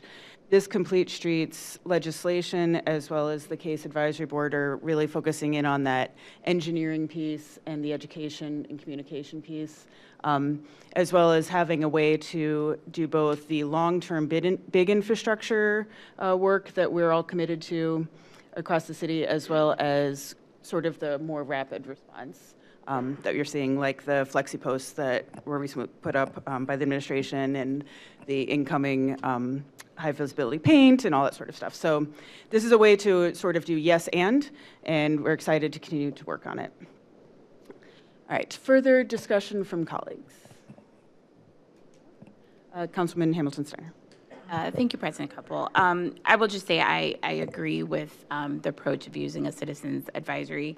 I mean, you know what my passion is. It's all about engagement of our residents and participatory democracy, and I think that's exactly what it does. And as you so perfectly said, the intersection of the residents, their lived experiences with the expertise of, you know, the administration and council, and I think bringing all those pieces together is what we're missing. I think this that citizens advisory group is that piece that is missing. So thank you for coming up with that. Thank you. Any further comments from council? Councilman Bullock. Thanks, Madam President and Vice President Baker. Thanks for the thoughtful outline. And so if I understand correctly, we're going to see a proposal next in 2 weeks from tonight. Okay, and I certainly welcome that. And then, as envisioned, this is a tool for the short term, the medium term, the long term, or some mix of which, would you say? Yeah, so through Council President, I think it's part of the solution. I think that there's more that can be done, and I think your communication later hits on those things. But what this is intended to do is the physical infrastructure and what's in the road, what's in between the lines of the right-of-way, curb to curb or sidewalk to sidewalk. And then, getting that input in what can go in that, right? And then perhaps the case advisory board could do a little bit more of the education, a little bit more of this is what this stripe means, visual representation and social media to kind of help folks understand. But that's, I think, the next level of it as we take input on what you'd like to see there too. Thanks. And Madam President, follow-up. So just asking questions here. So there's many tools in the toolbox. Usually you want more than one tool, so you want multiple. So the question I'm driving at is not a critique at all, just to clarify and understand. So I think what this would do is make planning consistent, make it more frequent. A lot of times infrastructure is done in 10-year, multi-decade horizons, depending on what we're talking about. And it's also true that traffic patterns will change or might change more frequently than every decade or every 2 decades. So this would potentially create a process to do that. But the work product here is not just to necessarily say we're going to change a traffic light, but rather we're going to design a plan or update a plan for the whole road or the whole intersection, right?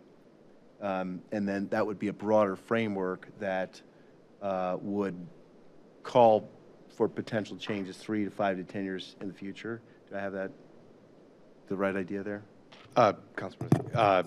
So on the complete street side of it, if it's a tier 1 street, to your point, yes. And so this is the iterative process that, I'm thankful that we did the fact finding, that we worked with some of our neighboring communities to understand how they're implementing it.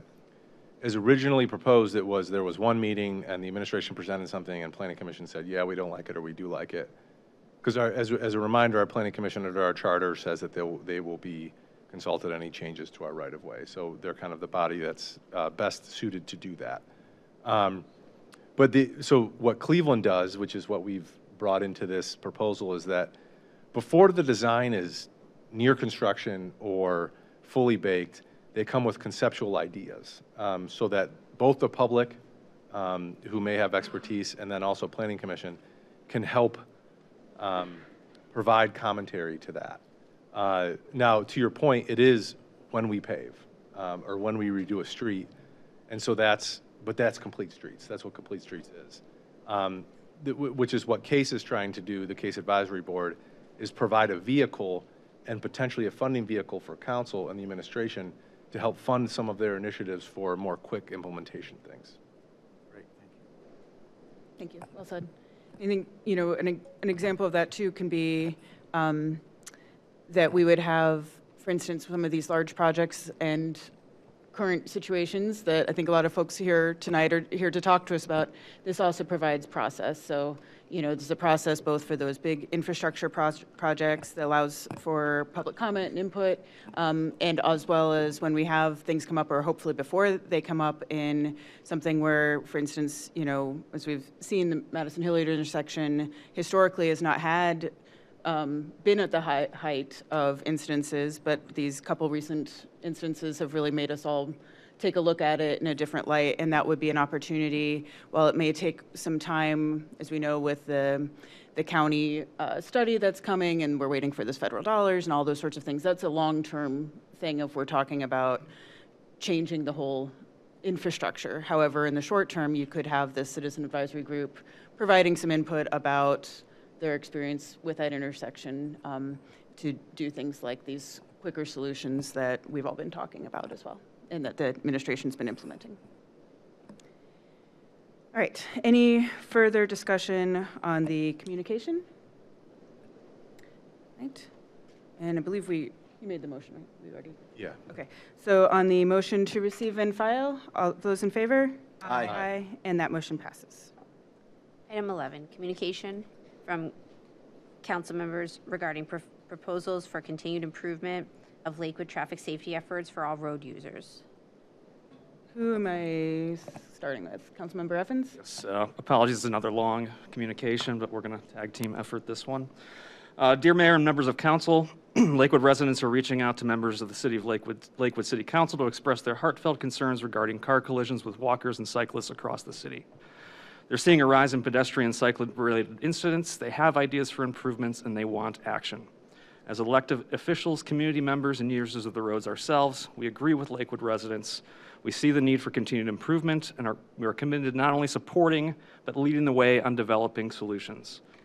Some voices have called for prioritizing only motor vehicle traffic over pedestrians, cyclists, and other road users, perspective that reflects the mid-20th century view of road and traffic pattern design and those when cars became widespread. This argument ignores the fact that Lakewood evolved as a dense transit-oriented city planned specifically to make it easy for people to go about their day on foot or trolley. This argument also implicitly acknowledges that the shared road use vision called for in the City of Lakewood Master Plan, among other places, requires effort, change, adaptation, and continuous improvement to be successful. Lakewood will not yield our public spaces to cars alone. The streets belong to all of us, and we refuse to discourage, whether by action or inaction, pedestrians and cyclists from feeling safe and comfortable using the community's infrastructure. The experience of walking and biking in Lakewood, to work, to school, to parks, to shops, is ingrained in this community. People choose Lakewood specifically because it's so easy to navigate. Therefore, we urge leaders in Lakewood, in City Hall and beyond, to embrace our core values of walkability and bikeability, and to commit ourselves fully to implementing the improvements necessary to make our streets safer for all citizens. Councilman Bullock. Thank you. Today, we are calling for continued, increased, and expanded efforts to improve traffic safety for all users of Lakewood's roads. There's no single solution, no silver bullet that can solve this problem. We're committed to the 4 E's approach to making Lakewood and our roads safer for all users. And the 4 E's are engineering, enforcement, education, and encouragement. Engineering means infrastructure improvements, including signal optimization, traffic patterns, lane assignments, speed limits, signage, physical infrastructure. Enforcement is targeted law enforcement by the police. Education is programs to educate or re-educate all users on rules of the road with an emphasis on driver awareness to cyclists and pedestrians. Encouragement is messaging strategies designed to get people out of cars and onto bikes or on their feet, emphasizing the positive personal health and environmental impacts of alternative forms of transportation, and to do so safely. Each of those are important. Each E we want. The city is making progress on engineering and enforcement, but we also need to have strategies for education and encouragement. I'm going to turn it over to my colleague, Councilwoman Strebe. Thank you. The background on traffic safety efforts already underway. As a preface to proposing expanded efforts and new solutions, a summary of city traffic safety efforts already underway is in order. What the city is currently doing. Since at least December, the Lakewood Police Department has devoted and increased traffic enforcement presence throughout the city, with special attention devoted to key areas such as the intersection of Hilliard Road and Madison Avenue.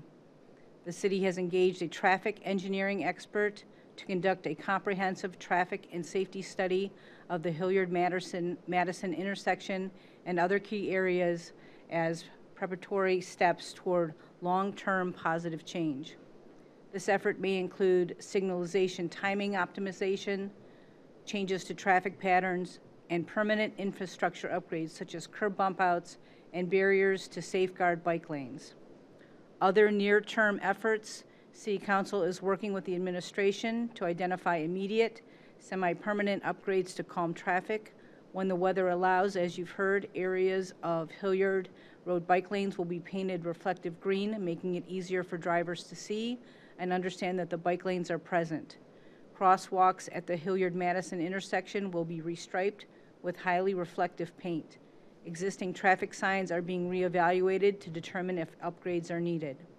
Police will continue to devote special attention, law enforcement to the Hilliard-Madison intersection and other key areas to enforce traffic laws and deter problematic driver behavior.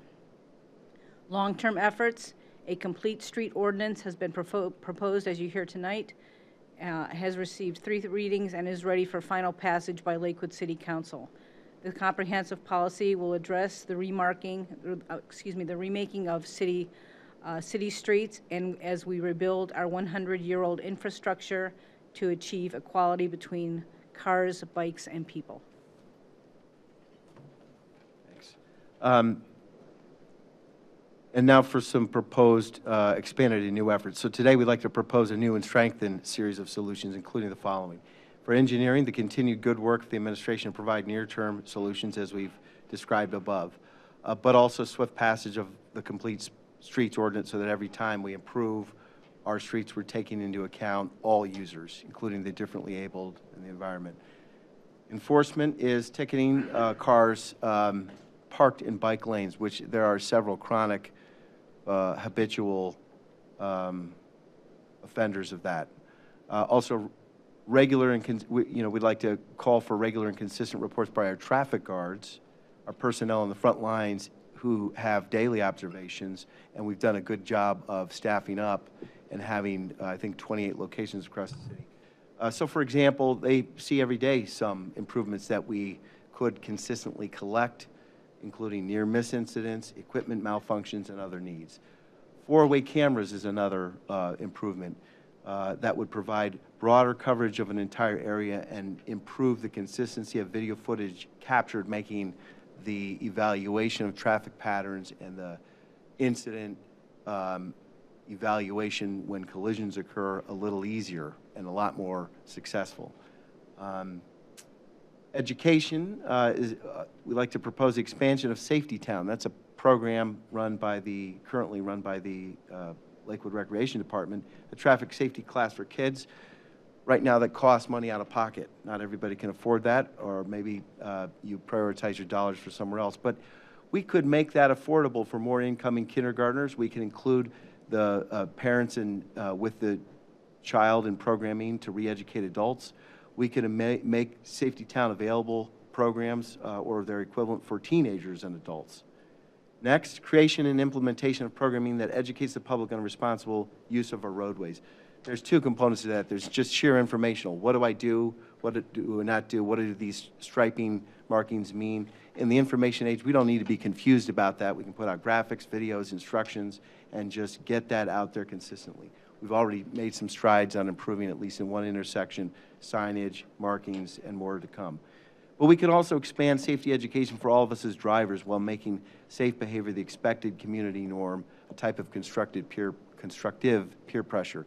Who remembers back in the 70s and 80s, people would litter all the time, take beer tab, pull cans, and throw them in the park, same with your cigarettes. That's not entirely gone, but things are a lot better after we made it an expectation amongst ourselves, which is not a law, but it is citizens taking responsibility to make our public spaces ours and take care of it. And we need to do more of that. And it can't just be the police compelling all of us to drive safely. We've got to take responsibility. I think there are ways that we can define that and communicate that. And that's what we're proposing today.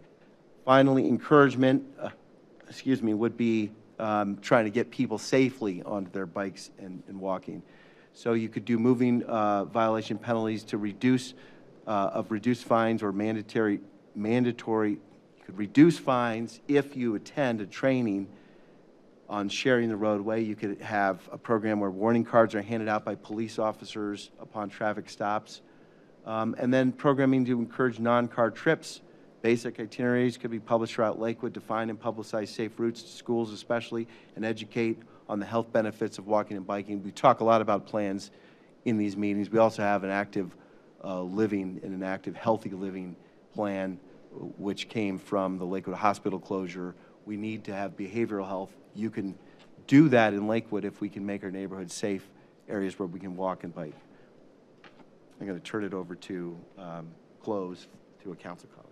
In combination, these efforts would significantly expand our safety efforts and success at making roads and public spaces safe and welcoming for all users. They should begin as quickly as possible and should be sustained on an ongoing basis for as long a period of time as necessary to be effective. For the several, we have introduced legislation to formally propose these new solutions. We request a referral of this communication and the following legislation to a committee of the council's choosing. Thank you.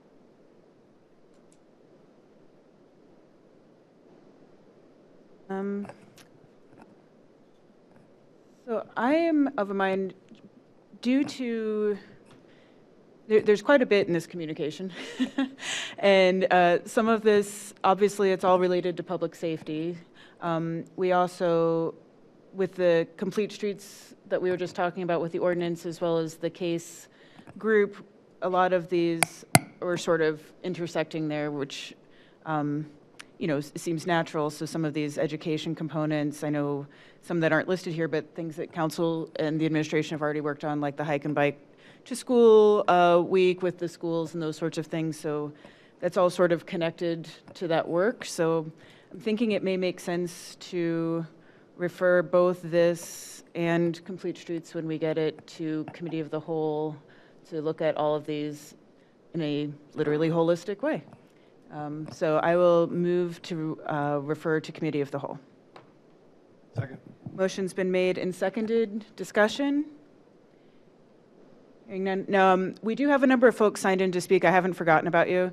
But since we had two different things that are touching on similar things, I'm going to just call everyone up that was talking about Complete Streets and this communication as well. Madam President, just one quick comment. This is a starting point of a conversation.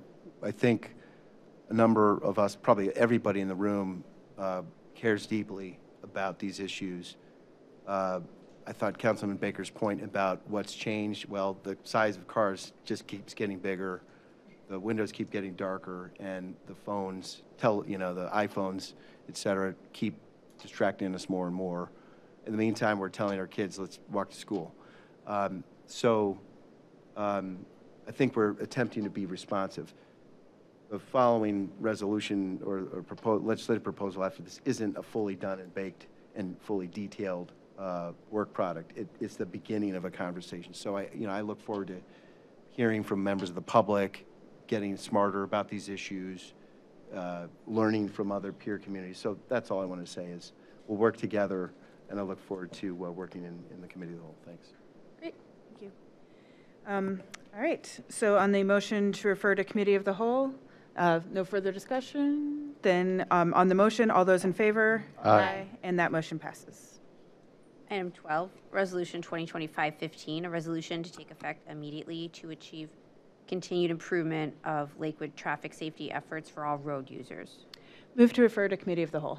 Second. Motion's been made and seconded. Any further discussion from council members? No?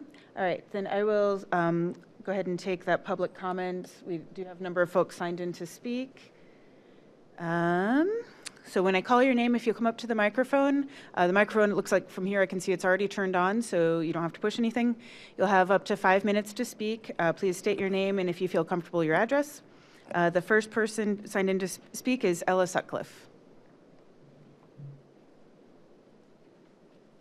Hello, everybody. I am 35 years resident of Lakewood, and I wanted to address the traffic safety, especially enforcement. I see our police cruisers all over the town, but one thing is never addressed. It has not been addressed as long as I've been in this town. Stop signs. Today, out of curiosity, because I wanted to come here, I took two 20-second videos at the North Warren hitting Clifton. Out of 7 vehicles in those 40 seconds that I filmed, none stopped, went all the way to Clifton. There are bushes around the street too, so often people might not even see somebody passing by. Worst part of it was that one of the vehicles was one of the police cruisers. And I come from Europe, and stop signs are a secret over there. And it makes a driver aware of the environment. And until we can do all the wonderful projects in a city, but if we don't address the simple laws that we have right now already in place, we are going for sky when we have something right there in front of us that we could address very easily. So I would like to challenge the city to address the stop sign safety, because we have the stop signs at every intersection before the crossing, not after crossing. And I think the city could really benefit from from the simple solution with the safety of its pedestrians. Thank you. Thank you. I just want to acknowledge too, I know the police have really stepped up enforcement at Madison and Hilliard, and I just want to acknowledge that extra work, so we appreciate you, Chief. All right, next is Catherine Schaefer.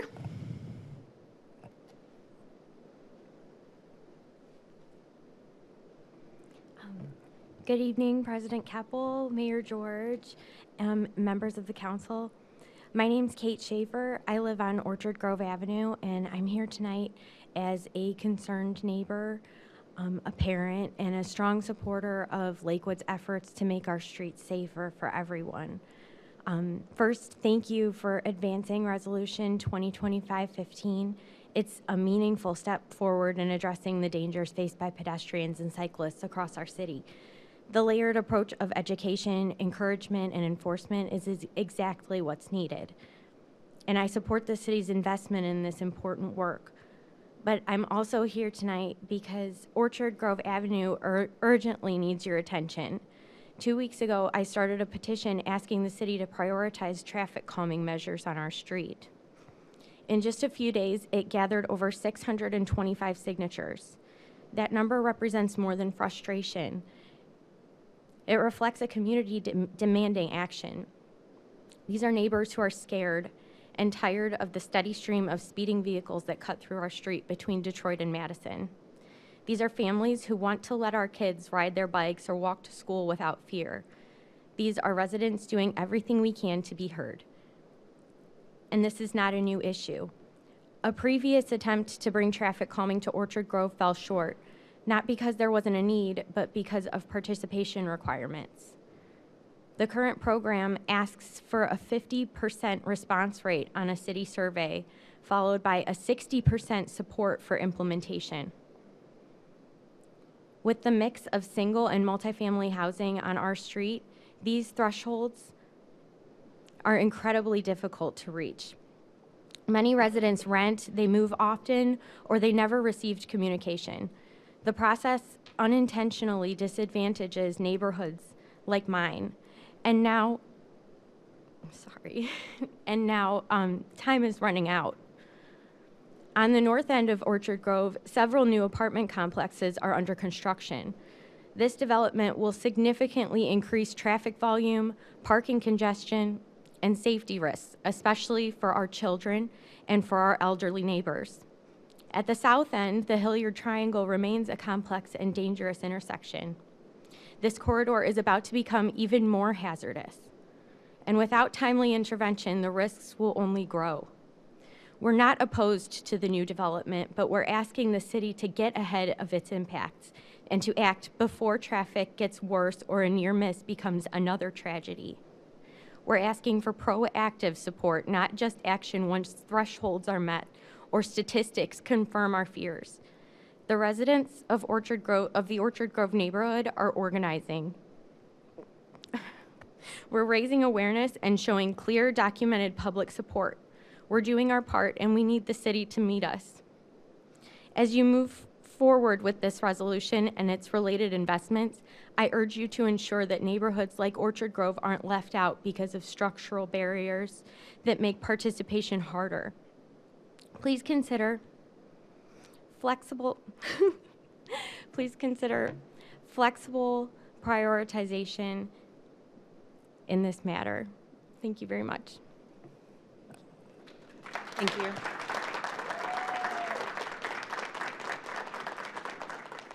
No, just thank you, Kate. And I just want to comment before I call up the next person. I know it's not comfortable always to come up and address us, and so it really does mean a lot, and we do take it very seriously. So thank you for being here.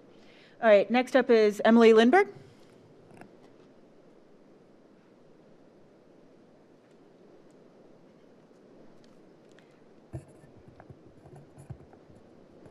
Good evening, President Keppel, City Council, and Mayor George. My name is Emily Lindberg. I live at 1651 Lauderdale Avenue. As a parent of 2 children who have relied on active transportation to get to school since my youngest was a toddler, I was horrified to hear about the crash on the morning of March 24th, which happened to be my youngest daughter's 9th birthday.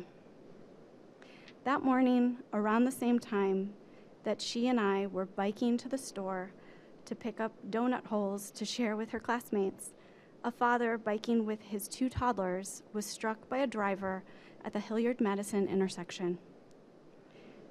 From the crash report, I learned that the driver was also transporting a 9-year-old child, but in an SUV, possibly going to Grant Elementary School, and failed to yield to this biking family when making a left turn from Madison onto Hilliard. We call this type of crash a left hook. One way to avoid this type of crash at this specific intersection could be to allow left turns onto Hilliard from either direction only during a left turn green arrow, which should change to a red left arrow when the east-west Madison traffic light turns green. This will be a far safer scenario for pedestrians using this intersection too. I have personally had many close calls at this intersection as a pedestrian and as a bicyclist, often with my own children with me. So I can only imagine the trauma of living through a crash such as the one that happened on March 24th, and the life-altering consequences it would have on our family, whether or not any of us sustained any severe injuries. In addition to being a parent and an active transportation user, I am also the Education and Outreach Committee Chair for Bike Lakewood and the Health, Safety, and Welfare Chair for the PTA Council. From my perspective in these roles, the city and the school district could be working together much more cohesively than you are so far to make our streets safe for all users, but especially our children. This is an area I would like to see improve significantly.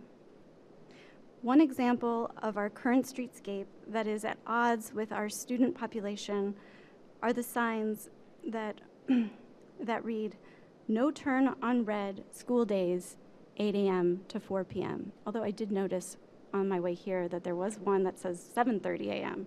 to 4 p.m., but not the one by my house. Currently, only the signalized intersections closest to our schools have these signs. This is not good enough. Frankly, the location of these signs doesn't even make sense because students need to navigate all the intersections between their home and school.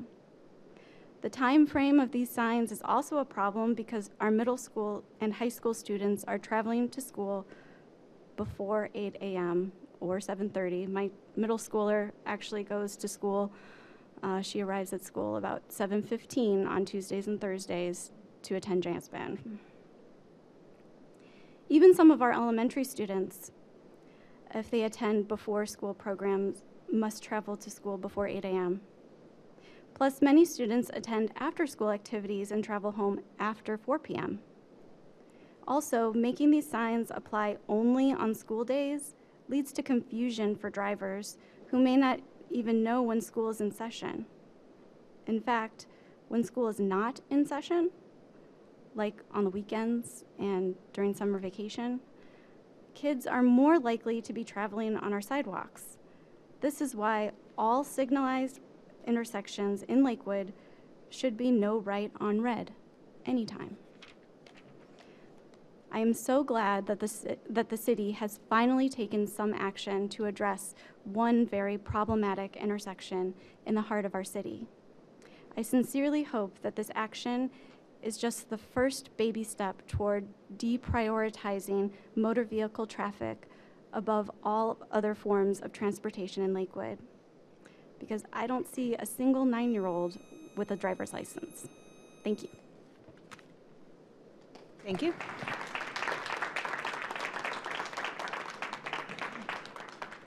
All right, next up is Josh Mitchell.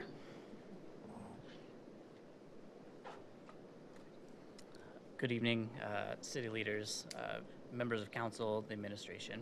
Josh Mature, 1520 Cohasset.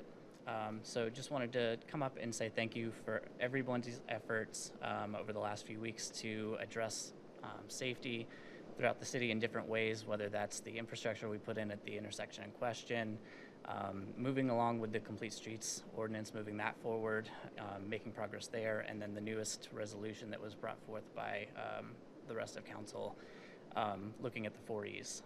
Wanted to specifically make some comments about a couple of pieces of these, starting with the intersection at Hilliard and Madison, where we've recently added some flex posts and we have some plans for green paint, and we've restriped some lanes recently and have the engineering study incoming. So again, thank you for making these plans, for making some efforts here.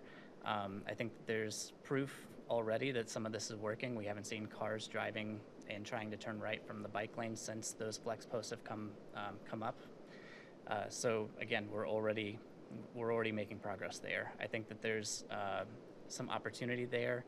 You can see where now that we've eliminated people turning right from that lane, we still have people, once they turn right, turning into the bike lane or into the space next to the curb there that could potentially hit a pedestrian or cyclist. So I would encourage, further use of things like these flex posts, planters, et cetera, to continue to protect the bike lanes and pedestrian areas all the way around the intersection, both entering and leaving, both on Madison and Hilliard in all directions. On the Complete Streets ordinance, a little confused by the Tier 1, Tier 2 system, and a little bit concerned about how that process works, just given that the active transportation plan is required to only be updated every 10 years. I know that it was mentioned that it could be done more often, but I do know that that also costs money, and that some of these intersections may get done at one time, and then the active transportation plan doesn't get updated until 2 years later, and then we have to wait another 8 years before it can be addressed, or more than that. So just would like to see some consideration for if there's an area of high priority or high incidence or something like that. The active transportation plan may not currently address some of those areas, whether that's Detroit Road or parts of Hilliard or so on that have already been addressed recently. So those would be lost kind of to the opportunity to make those changes, or for at least the opportunity to have public feedback and comment for those places. So would love to see some additional opportunities there, or kind of nuance to the Tier 1, Tier 2 system. Regarding the resolution and the 4Es system, again, appreciate all of the hard work that's being done here and rapid efforts to try and bring some of this together. The only thing I would like to comment on this would be that of the 4Es, the only one that's on all the time and impacts behavior all the time is engineering.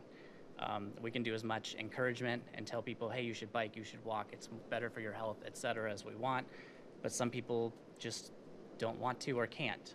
We can do as much of the education about how we want people to act at a particular place, but some people simply will not choose to follow those rules. And the police can get out and try and enforce as much as they want, but they can't be everywhere all at one time.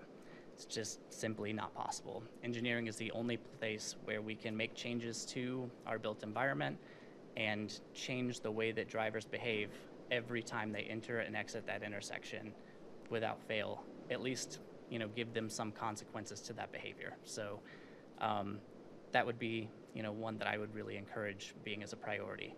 I'll close in saying just that we really appreciate the continued efforts across all of these different active transportation initiatives, from Hilliard, Madison, to the different ordinances and resolutions going on, to some of the projects that are already in play at the time. So thank you all for your efforts, and keep up the good work.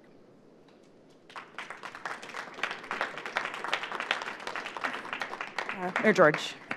Thank you. I just want to touch base really quick to provide some additional information on the Hilliard Road project.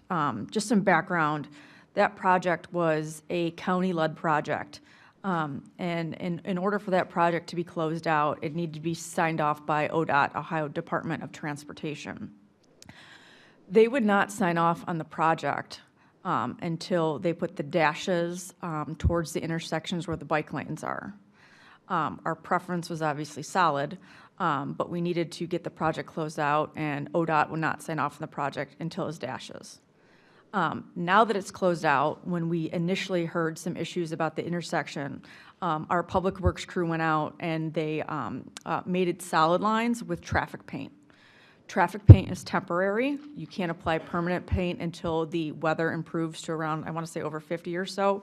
So that began to wear off through the course of the winter, which caused some confusion because you have the dotted line and the solid line. You probably saw over the weekend our crews went out again because we didn't want to wait any longer for the weather to improve to get the permanent paint down, and they again striped with the traffic paint to make sure that that's a solid line so drivers understand that that is not a place to be driving in. Once the weather does get to that mark, it will be striped with that permanent paint, along with some of the other things that we've done to that intersection, which includes the bollards and eventually the green traffic paint. And as many of you all know, that we still will be are working with a traffic engineering firm to look at the entire intersection. From Carabel to Orchard Grove to Madison Hilliard, we're going to look at the entire intersection holistically to see, what we can do to improve that intersection. So I just wanted to provide a little clarity on that intersection because I know it's been, people have noticed it lately, especially with that horrible crash that happened at the intersection. So, thank you. Thank you, Mayor George. We do have one more person signed in to speak, which is Cassie Organ.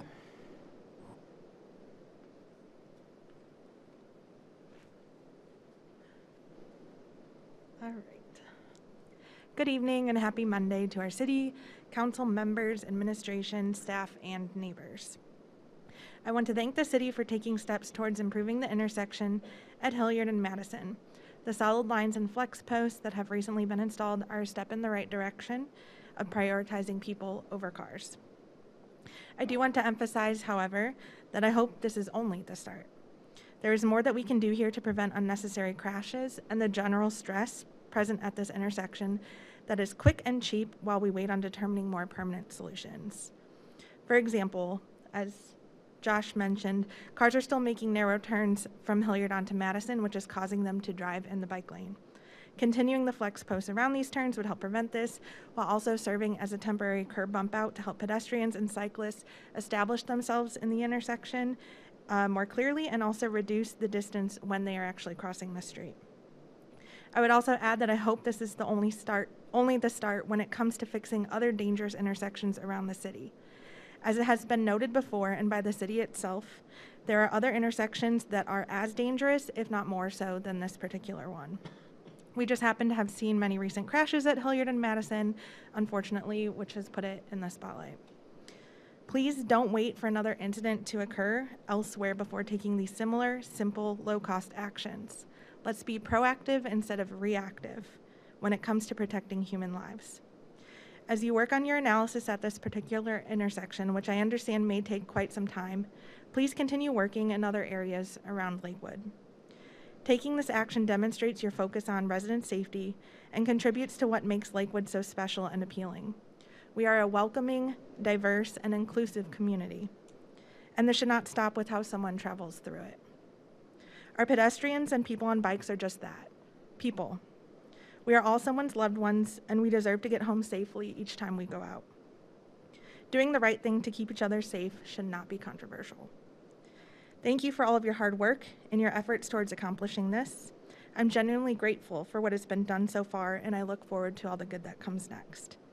Lastly, I did just want to do a quick shout out for all of our wonderful community members who made the time to come out here this evening to comment in public and also to submit e-comments. So I really appreciate that engagement on this important topic.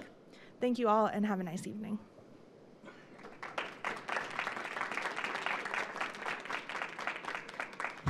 Thank you.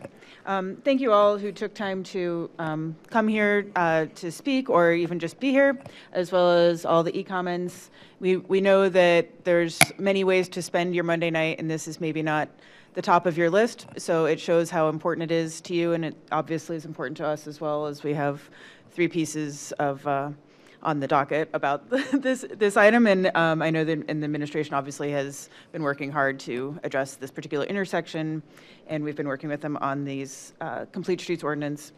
I did just note, listening to all the great ideas that folks were sharing, it just really made me think, as well as some of the things that were in the communication, just really highlighted the opportunities that would be available with the Citizens Advisory Group to really move these sorts of quick responses, and the education piece, as well as the quick infrastructure, while we do it takes longer to do the big pieces, but we could actually move forward with quick responses and preventative measures with getting that community feedback in a less formal and intimidating setting. So I look forward to moving that forward. So before we close this out, any further comments from council members or the administration? Councilman Bullock. Madam President, thank you. Great comments by a lot of people. Also, a lot of comments. I think we got the most comments ever this week for a number of road and safety related matters. At the end of our resolution or communication, there's a list of some of the ideas that the community's been putting forward, just to take note of them. And I got a few more from the public comments here, so we can build a smart ideas bureau to pull from and draw from. And I think some interesting points have been made about, why are the signs posted the way they have been. They've been developed over time, and it's a fair question to say, are we looking as consistently as we might at all of the details? So so the public is already doing its part to help improve on this. Thanks. Thank you. All right, any further comment? All right, on the motion to refer the resolution to Committee of the Whole, all those in favor? Aye. And that motion passes. Item 15, report from the March meeting of the Lakewood Animal Safety and Welfare Advisory Board. Councilwoman Marks. Thank you, Council President. Dear colleagues, on March 19th, 2025, the Lakewood Animal Safety and Welfare Advisory Board met for their monthly meeting. Although I was not able to attend, I am happy to share some information from Board President Aaron McDonald. ACO Crumley announced the new animal shelter is moving along and will open sometime this summer. Animal Control is interviewing for the open ACO position. The dog at large policy was discussed. The board will recommend to the City Council that Section 505.02, dogs and other animals running at large, be updated. The Public Safety Committee is meeting soon to discuss the board's TNR, trap, neuter, and release policy recommendations. Lakewood Community Service Center's Pet Food Drive will be on April 26th at Marks Plaza, and the Pet Fix Spay and Neuter event is on April 15th. Move to receive and file this communication. Second. Motion's been made and seconded. Discussion? And just to update the, since you wrote this, the Public Safety Committee actually met tonight on beginning the conversations on the TNR ordinance, yeah. So that was an excellent meeting, Councilwoman Strubig led, and we'll be seeing that before us soon, I think. Any further discussion? Hearing none, on the motion to receive and file, all those in favor? Aye. And that motion passes. Item 16, report from the March meeting of the Lakewood Alive Board of Directors. Vice President Baker. Dear colleagues, the Lakewood Alive Board of Directors met on March 19th at the Lakewood Public Library for its bi-monthly meeting. And the meeting kicked off with a discussion about the current environment with various federal funding streams potentially changing, and Lakewood Alive's overall financial sustainability in light of those potential changes. From a very high level, Lakewood Alive would be challenged if federal funding, particularly the Community Development Block Grant funding, went away or was substantially altered. This would mostly affect the housing outreach and funding for the paint program, but we felt across the organization. In total, the federal funding makes up about 13% of Lakewood Alive's annual budget, and a candid conversation was held on how to address those potential challenges. The various committees gave their reports, and the highlight was a discussion about Lakewood Alive's upcoming strategic planning process. The process will kick off in earnest in April and continue throughout the year. And council members looking to get more involved in Lakewood Alive can attend one of their events scheduled in April or May, or talk with me about joining a committee or participating in a volunteer project. For a full list of their upcoming events, please go to their website. Motion to receive and file this communication. Second. Motion's been made and seconded. Discussion? Councilman Hamilton Steiner. Thank you, President Keppel, and thanks, Vice President Baker, for your connection to Lakewood Alive and bringing back that information. I had met with, as part of my meeting and introductions with folks, I finally was able to catch up with Ian Andrews, and it was a great meeting, and he gave me so much information about Lakewood Alive and just about their programming and what they do. And they do so much more than just events. And they really are doing a lot. They're helping to serve a lot of needs that our community has that I don't think a lot of people know that we do have.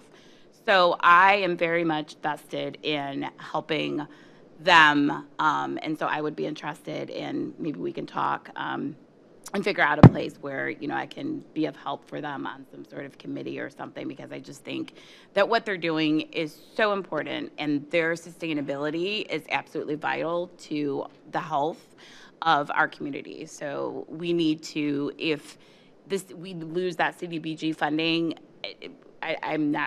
we need to figure that out. I don't know. We just have to put our heads together and figure that out. Maybe it's another citizens advisory group that we're coming up with, but if you aren't familiar with everything that Lakewood Alive does, reach out to Ian Andrews. I'm sure he would love to meet with you, although I shouldn't speak for him. So maybe you and I can meet, and I can share with you a little bit more about what Lakewood Alive does. So thank you. Vice President Baker. Yeah, thank you, and would welcome any conversations about it. You know, it's a good news, bad news.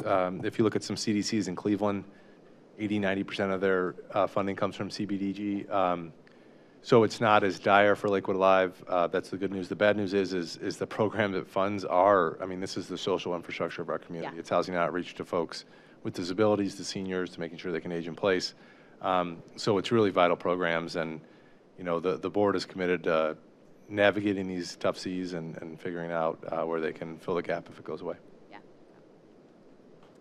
Thank you. Yeah, and that also touches on our.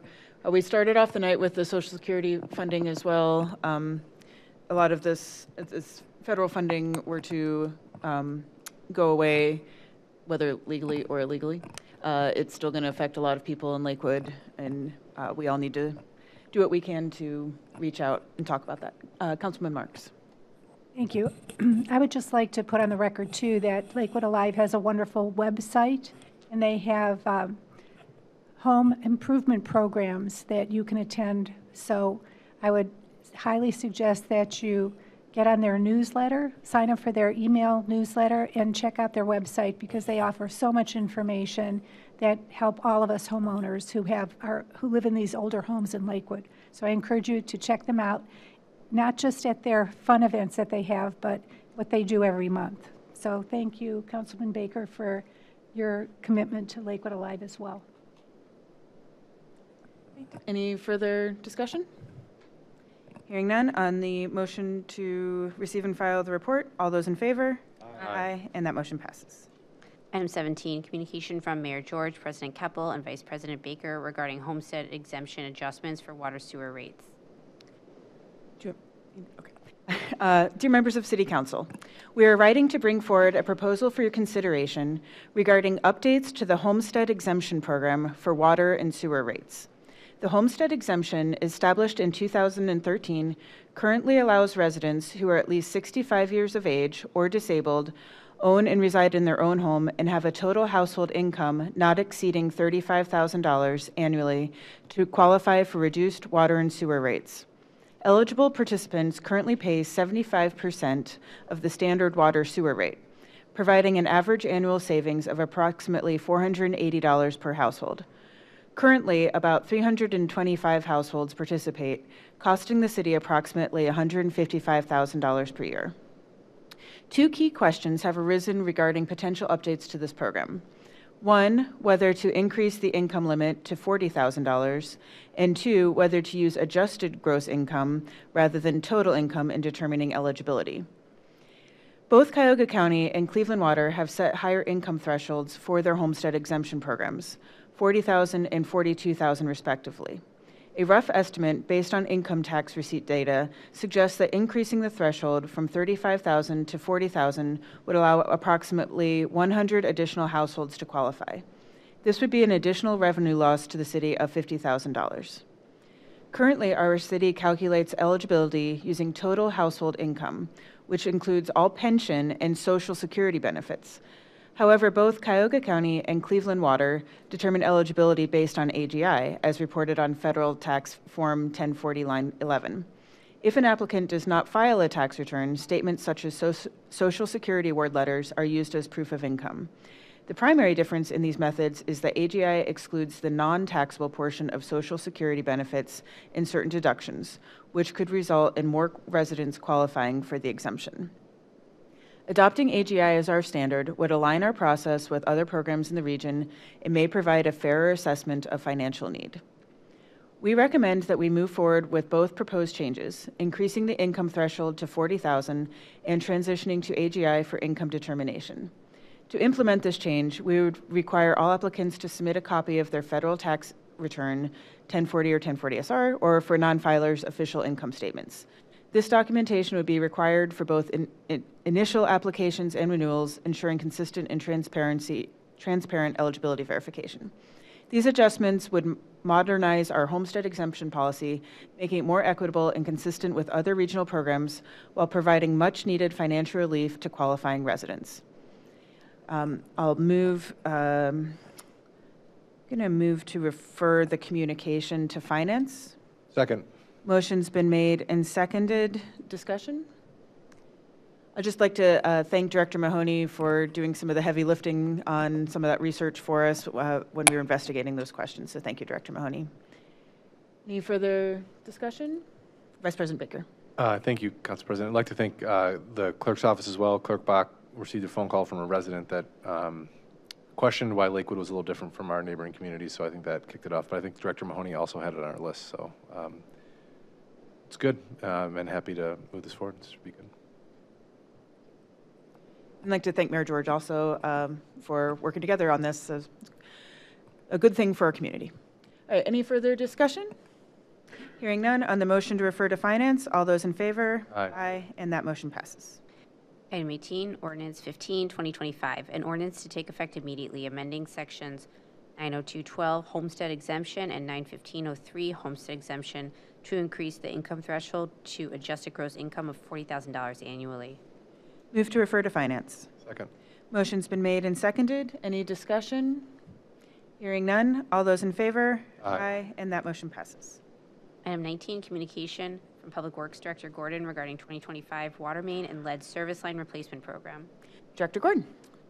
Thank you. Dear President Keppel and members of City Council, the above reference project entails the construction of new water mains and lead service line replacements for North and Northland Avenues, including sewer and pavement improvements. The attached resolution is required in order to move forward with the funding for the lead line portion of the project. The city is securing up to $642,000 in funding through the Water Supply Revolving Loan Account, WSRLA account, which includes 53% principal forgiveness. This $10 million project is expected to be funded as follows. I certainly won't go through all those numbers. I request the City Council approve and pass the attached legislation so that the project may proceed and be prepared for EPA funding as soon as possible. Please let me know if you have any further questions.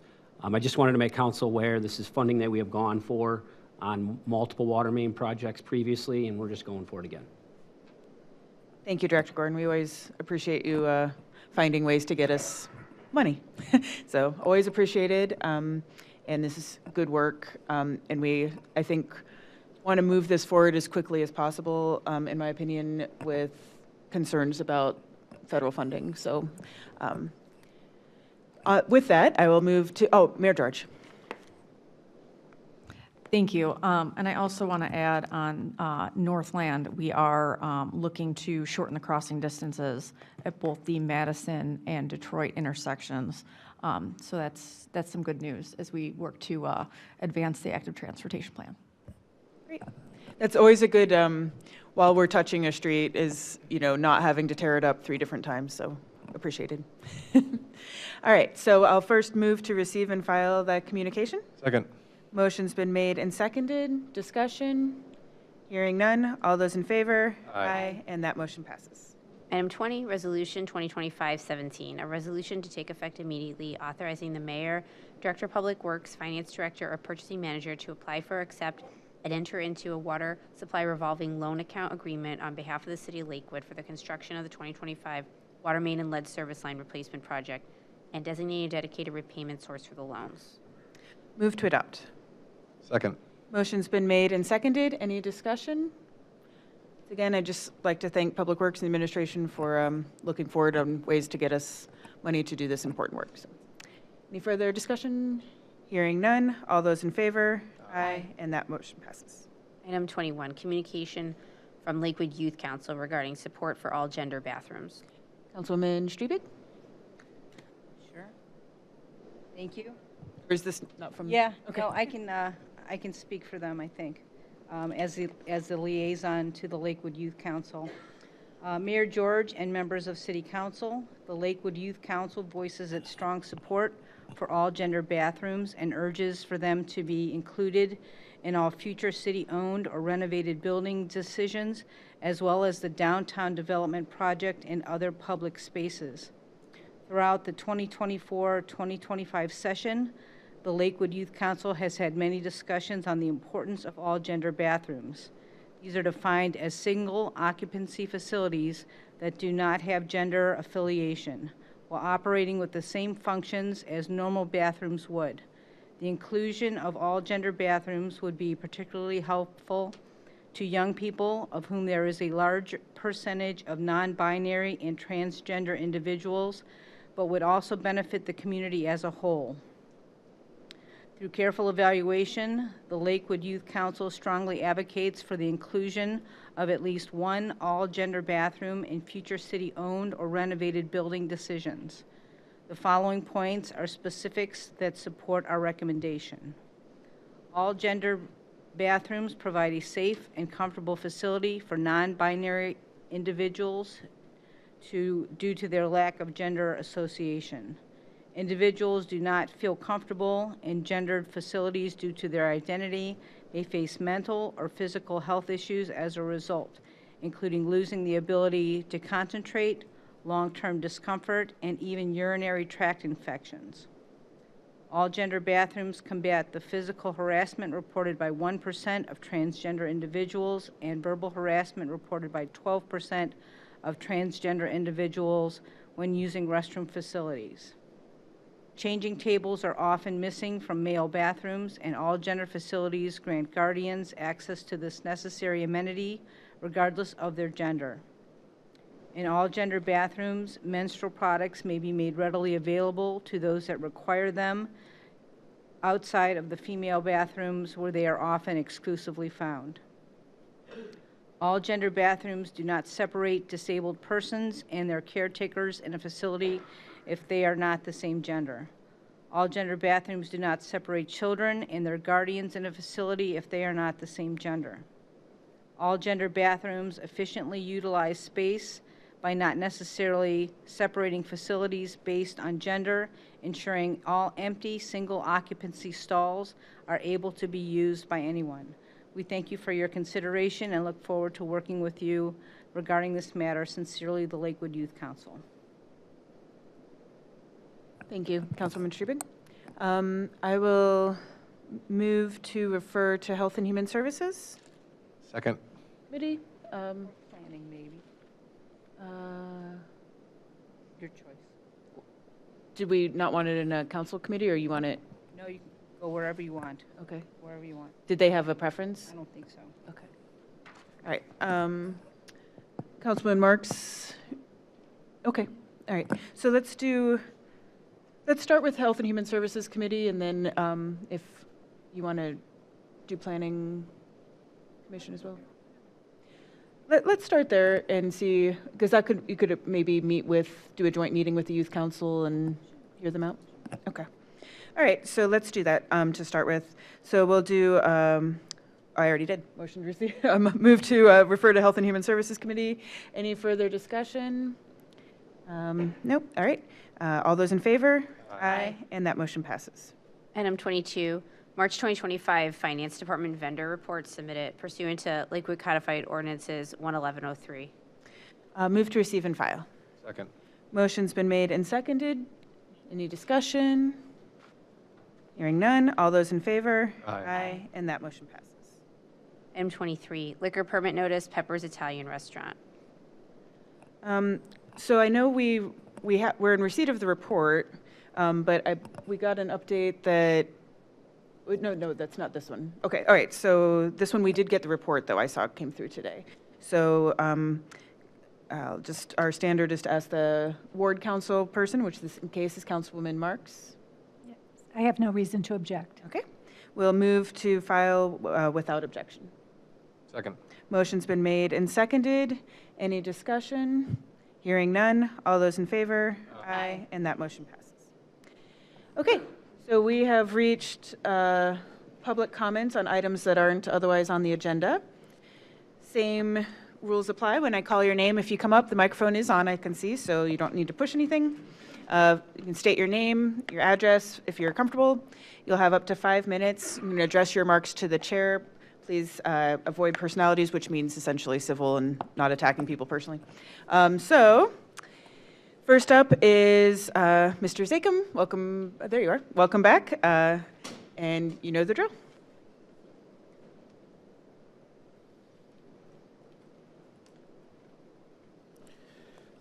Good evening. I'm glad to hear that reducing water rates for those who are older and may have financial limitations is being discussed. But I'd also like to remind council again that it's everybody that has been affected by increasing prices.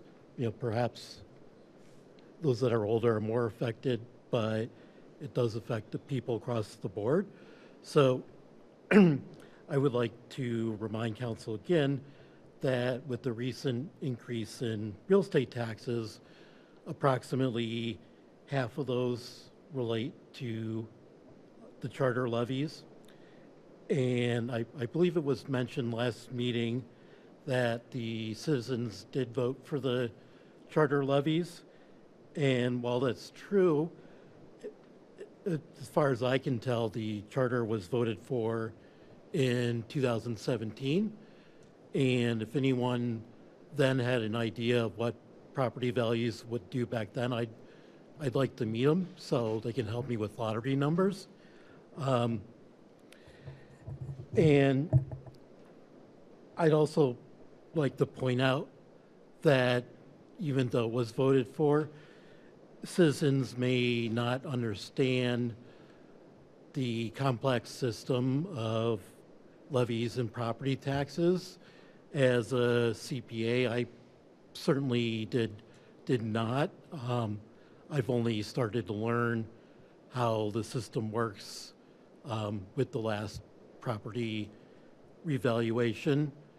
So it wouldn't surprise me that as a CPA, if I don't understand it, I certainly wouldn't expect average citizens to understand it either. So I would strongly encourage council to revisit those tax rates. And it's as simple as putting something on the ballot for voters to have their say. Thank you. Thank you. Just a little update with that, too. We will be picking up on, we did have our charter review commission met last year and gave us some recommendations. That was not one of them, but just since you mentioned the charter, just wanted to follow up with that we will be coming back to those topics as well to revisit on council. Council would have to make a recommendation to get any of those recommendations on the ballot. Again, that particular one was not recommended by the Charter Review Commission, but just since you mentioned charter, I thought I'd bring that up. All right, next up is Jeff Dudzik. And I apologize if I say your name wrong, just correct me when you come up. Yes, President Keppel, Mayor George, the council, thank you for giving me an opportunity to speak. I'm Jeff Dudzik. I live at 1493 Bunce Road. And I've lived in Lakewood for 25 years, and I heard a lot of things today that make me very proud to live here. One is I do want a city where I can bike, I can walk. I'm an avid cycler recreationally. I see some bike helmets here today. I'm also a driver too, so I do that as well. I also live on Bunce Road, as I mentioned, and I have some concerns about the bike path. I heard a lot about safety today and concern for our children when we're walking or biking. And Bunce Road is like a lot of roads in Lakewood.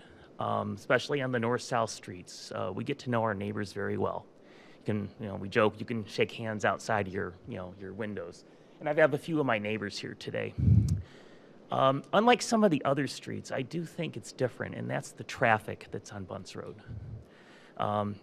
If you get an Amazon truck and somebody trying to make a left turn into their driveway, it shuts down the street.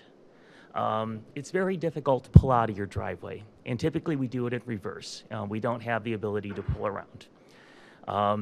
It is not uncommon to wait 2 minutes as you're looking left, looking right, trying to find that opening when you have just enough time to pull in and hope you don't see that pedestrian that's just walked up.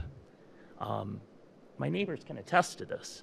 I heard a lot about safety and making our intersections safe for cyclists and bicyclists. By adding a multi-purpose path on Bunce Road, in addition to the traffic, you are exacerbating a situation. I know a bike path sounds safe, and it is. The metro parks, Edgewater Park, I love biking there. But you're adding a path that, bikes, scooters, pedestrians, different velocities. Tie that in with the traffic that someone's trying to navigate as they're backing out of their driveway. You're setting this up for a problem. You're setting this up for the type of things this group was speaking to.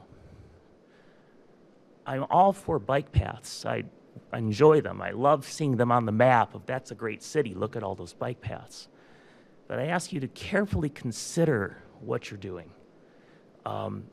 You're putting us at risk. You're putting the pedestrians and the bicyclists at risk on that street. Please find some other alternative. I really see that Lakewood takes care of its citizens. We put up a lot of no left turn signs, or at the new CVS or Drug Mart on Grace Avenue in Arthur, you can't turn onto those streets to protect those residents. We were never asked about the bike path, and I don't think anyone was, on Bunce Road we had the ability to weigh in on it until we were told you have one of two options, either a bike path in the street or a separate path. I wish you would have spoken to us more before you went down this path. And I hope you take this into consideration. If your interest is protecting the residents of Lakewood, this is not the right place to do it. Thank you.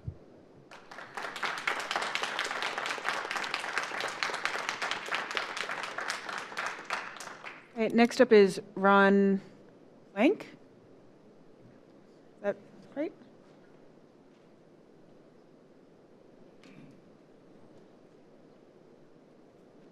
Ron Wank. I live at 1525 Parkwood, and I'm not going to talk about bicycles today. What I want to talk about are two eyesores on Parkwood, one on the northeast corner at Detroit, and the other on the southwest corner of Parkwood and Madison. And I'll address the one on the Parkwood and Madison first. You folks passed a ordinance back January 1st, 2024 about automobile operations and the regulations that these folks had to follow. And I walked past Kalani's on Madison a lot, and I happened to walk past again today. There are tires out in the parking lot. There are cars parked every which way. There was one car that was parked out over halfway into the sidewalk. And I asked Cindy about it one time when she was out and we were talking about something else, and I was told it was in court.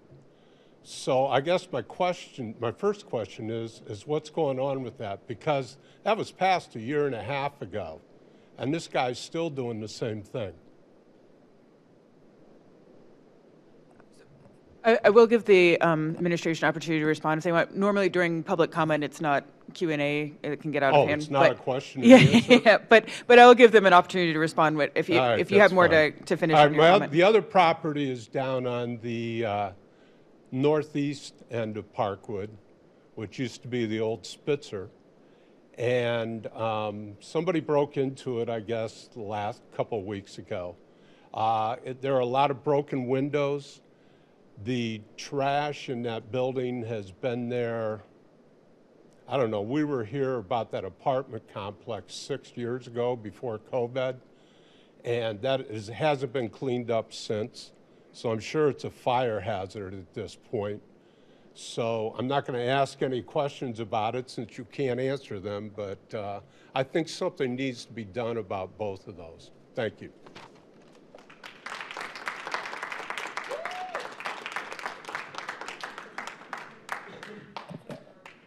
Director Vargu. Yeah. Thank you, Madam President. I'll speak to the first item. The auto repair shop mentioned by the gentleman was issued a criminal summons by the city in prosecution of violation of the ordinance regarding automobile shops, sales shops, and repair shops. There have been court appearances.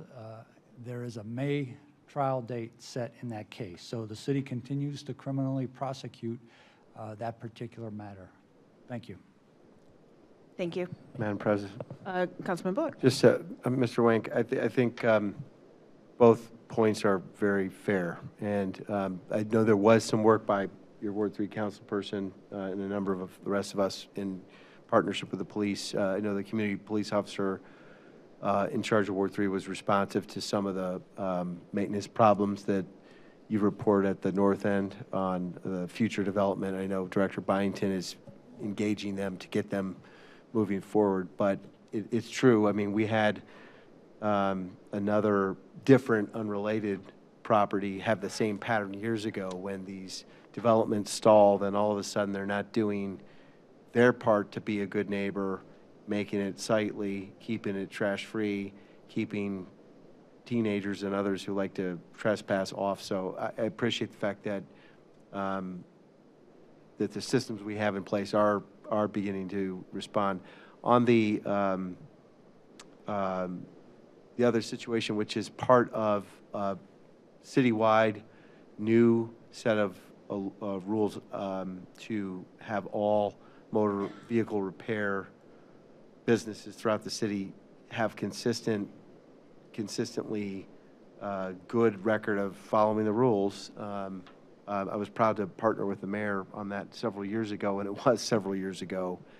And in support of what you said, I just the other day saw the same thing where one of the staff at that particular garage was tying up a parking space at a public meter across the street and choreographing like it was private backlot. That's been a problem for years, needs to change, and we haven't forgotten. I think the city government does need to move at the speed of fair, equal due process, and that's what we're doing, but I agree. Thanks. Thank you, Councilman Bullock. Yeah, unlike we see on Law and Order, usually those court cases do not move within an hour. So, but we appreciate the administration's work moving that forward, and we'll keep at it. All right, next up we have Amy Martin.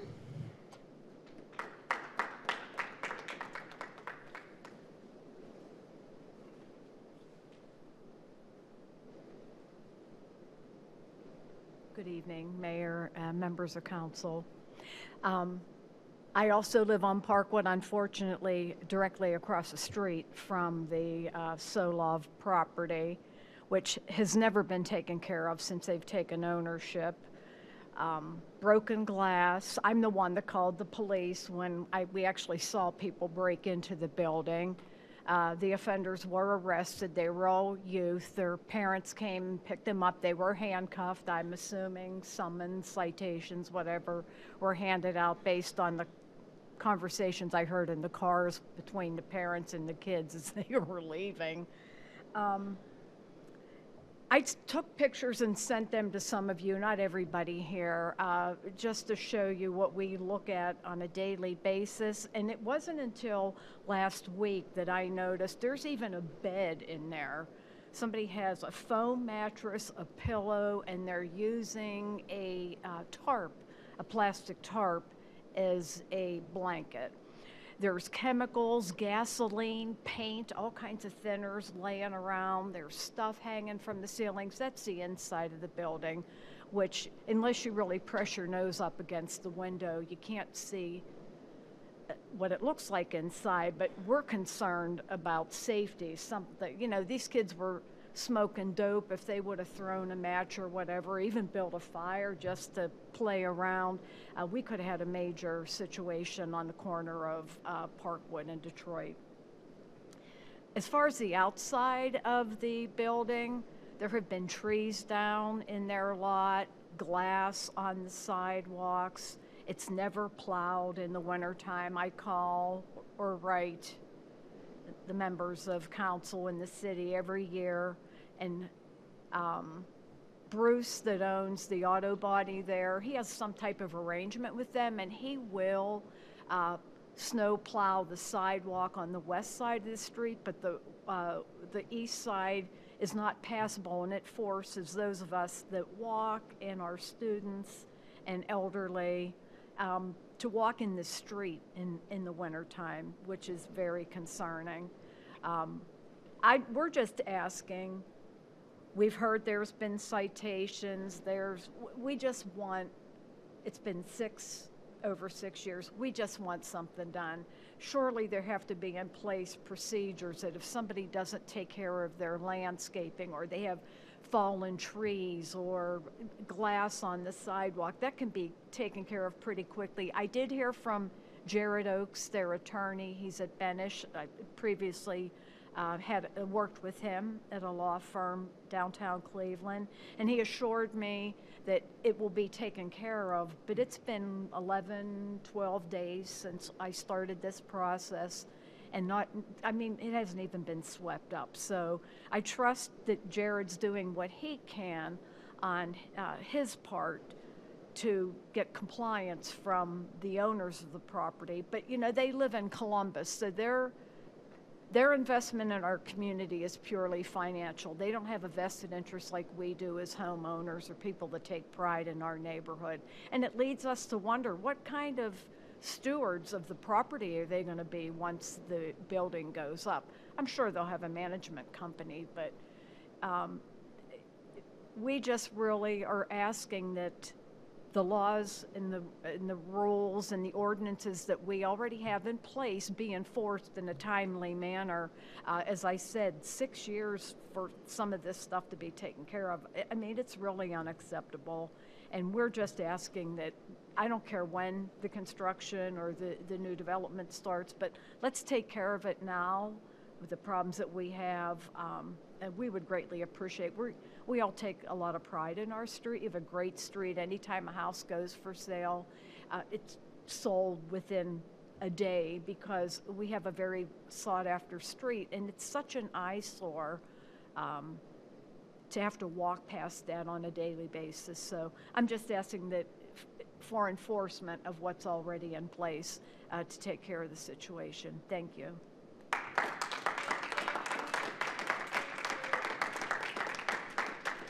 Thank you. All right, next up is Bob Neff. Bob Neff. We'll come back if he shows up. Next up, Shannon Mortland. Oh.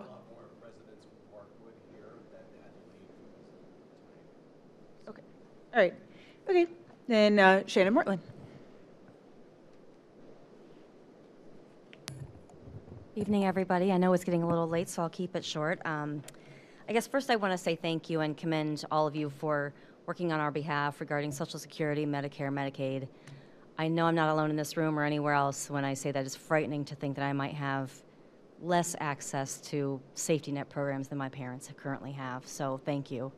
21-25 months. Been here before, so you guys all know what I'm here for again. But so I just want to say, wow, I have to think about where to start. I just agree with so many comments today made by so many people in the audience tonight. The woman from Orchard Grove, I don't know if she's still here. You did a great job, by the way. Fully agree with her on the flexibility issue. When we're thinking about this, we need to think about all people, not just a select few. My husband and I are avid walkers. Pretty much on any given afternoon or evening, you're going to see us walking 5-6 miles around Lakewood. We're all over the place. We ride our bicycles more in the summertime. We do like to go up to the park and over to Edgewater and such. And so I just think that it really is imperative that we think of all people when we're talking about the Bunce Road multi-use path. But I do want to include some great news today. So I spoke to people at the Ohio Public Works Commission, ODOT, and NOACA. They all said that whether Lakewood builds this multi-use path has no bearing on the overall project of streets and sewer work. It also doesn't matter where it's built or if at all. The multi-use path would not preclude the city from receiving funds now or for future projects. They all agreed that it is not too late to change the plan, as previously thought by some. I agree with Bike Lakewood and their signage today. Safe design does save lives, but we need to think about everybody. That's where that flexibility comes in. We told you all how many different ways and how dangerous this multi-use path would be on Bunce. So I implore you to be smart. Work smarter, not harder. Work toward a safe solution that works for all residents and users of Bunce. As of this afternoon, we had more than 90 households on Bunce have signed our petition in opposition of the multi-use path. And those are just the ones that I can easily identify by cross-referencing county property tax records or the people that we know personally. So I know we talked a few weeks ago about what's in it for you.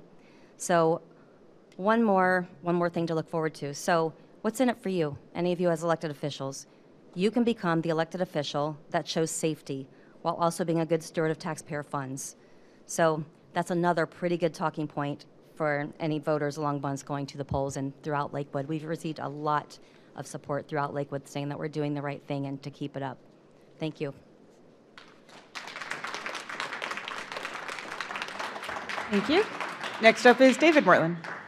Madam President, if I could just respond real quick. I just want to state that false about the funding is completely inaccurate.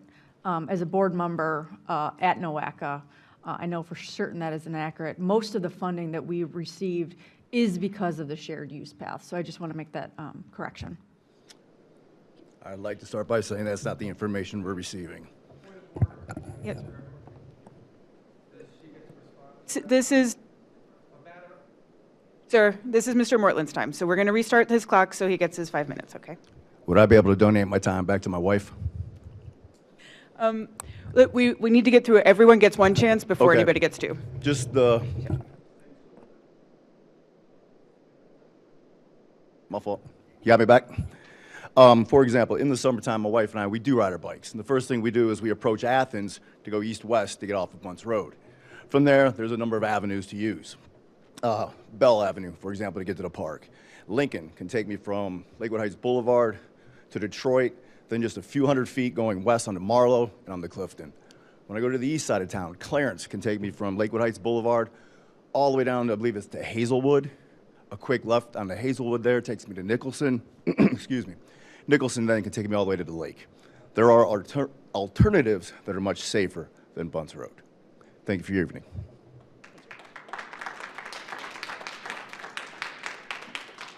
Right, next is John Rustad. Thank you. Good evening, Mayor and City Council. I'm also a resident of Bunce, and my concern, again, is with everybody here tonight, safety and neighborhood. I heard that a lot. I'm going to read this if I can. So I wish to comment on the proposed 10-foot wide bike path on Bunce. Bunce is an extremely busy road, which makes it a challenge for all residents to pull in and out of their driveways. Adding the path further and unnecessarily complicates people getting in and out of their driveways. The Metro Parks and Lakewood Park are perfectly suited for a bike path. Bunce Road is not. We have neighbors. We walk to visit our neighbors. We meet in the front yards to talk. We pass residents who are going for walks. We pass residents who are teaching their children how to ride the bike on the sidewalk. We visit each other's homes in the winter, in the summer, at all times. Neighbors are requesting that members of our city council use common sense and consideration and consider an alternative to Bunce Road for their bike path. Bunce Road is not one that makes sense with all the traffic and all the pedestrians that are already there. Thank you.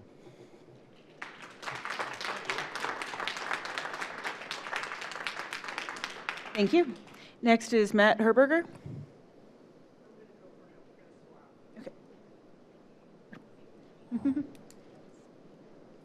Okay. Amy Herberger, Bunce Road. Good evening, Mayor George and council members and residents. I stand before you today with significant concerns about the proposed multimodal path on Bunce Road. While the goal of improving infrastructure, safety, and accessibility is admirable, I believe this plan is fundamentally flawed and could have far-reaching negative consequences for our community. First, let's talk safety. Bunce Road is already a heavily congested area.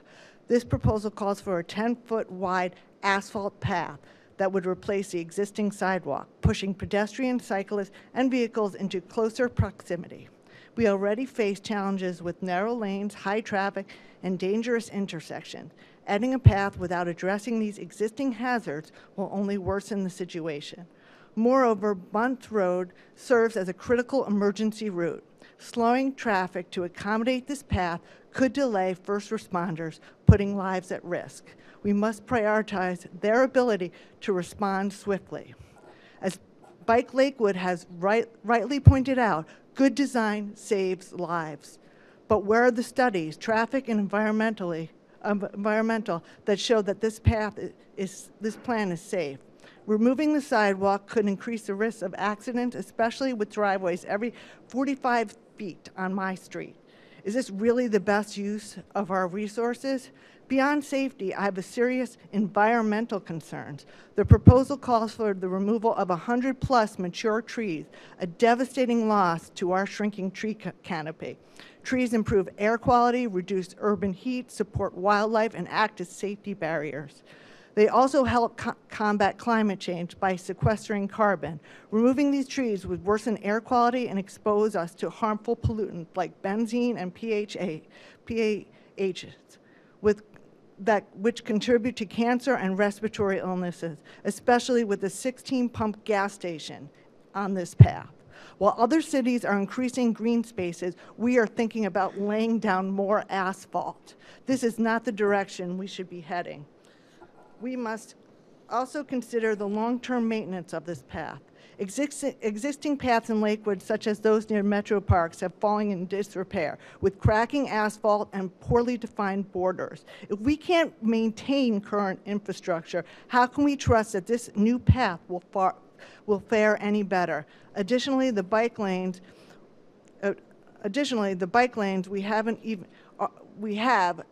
hadn't even been plowed this winter. Who will maintain this costly project? Will it be funded by us, the residents, and taxpayers? And then the financial implications. The funding for this project comes from NOACA, designed for resurfacing Bunce Road, not for a multimodal path. Why allocate taxpayer money to a project that introduces more problems than it solves? We're already struggling to maintain our existing infrastructure. Investing in a new costly path seems unwise in this economic climate. Finally, the lack of community support. With over 500 people, including 67 children, have signed a petition opposing this project, and the number keeps growing, this project in its current form does not reflect the needs of the community. We are sacrificing green space for asphalt, removing mature trees, and eliminating the residential sidewalk. How is this a good trade-off for our community's well-being? This plan puts the safety and health of our residents at risk, especially considering the proximity to I-90, multiple gas stations, and the fact that Bunce Road is an emergency route. We are sacrificing safety under the guise of a safety measure. In light of these concerns, I urge the City Council to reconsider the location, design, and purpose of this multimodal path. We must ask ourselves, what kind of community do we want to build? One that values safety, sustainability, and the well-being of its residents, or one that risks those for the very things for a poorly thought-out plan? Those proposed paths sacrifices our green space, damages our environment, and endangers the safety of pedestrians, cyclists, and drivers alike. The voices of over 500 residents, including children, have made it clear they do not want this. They do not want their trees cut down. They do not want to see their safety compromised. They want to live in a community that listens to their concerns and makes thoughtful, informed decisions. I urge you, City Council, to listen to the voices of those who live here. Reconsider the design, reconsider the location, and reconsider the need for this path as it is proposed. Let's work together for a solution that truly enhances our community, one that is safe, sustainable, and reflective of our collective values. Thank you.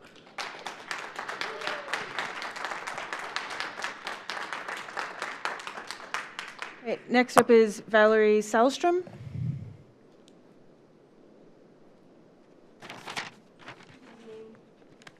I'm also a resident of Bunce Road. I've owned a home there for quite a while, and I don't mind having a pathway.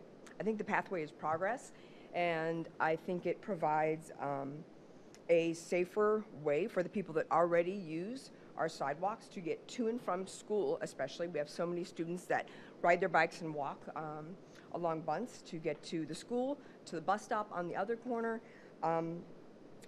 I'm looking forward to this multi-use pathway to make transportation and recreation easier and safer for myself, my immediate neighbors, and the city of Lakewood. Thank you. Thank you.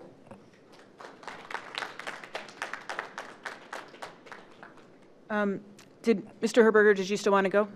Okay. Matt Herberger.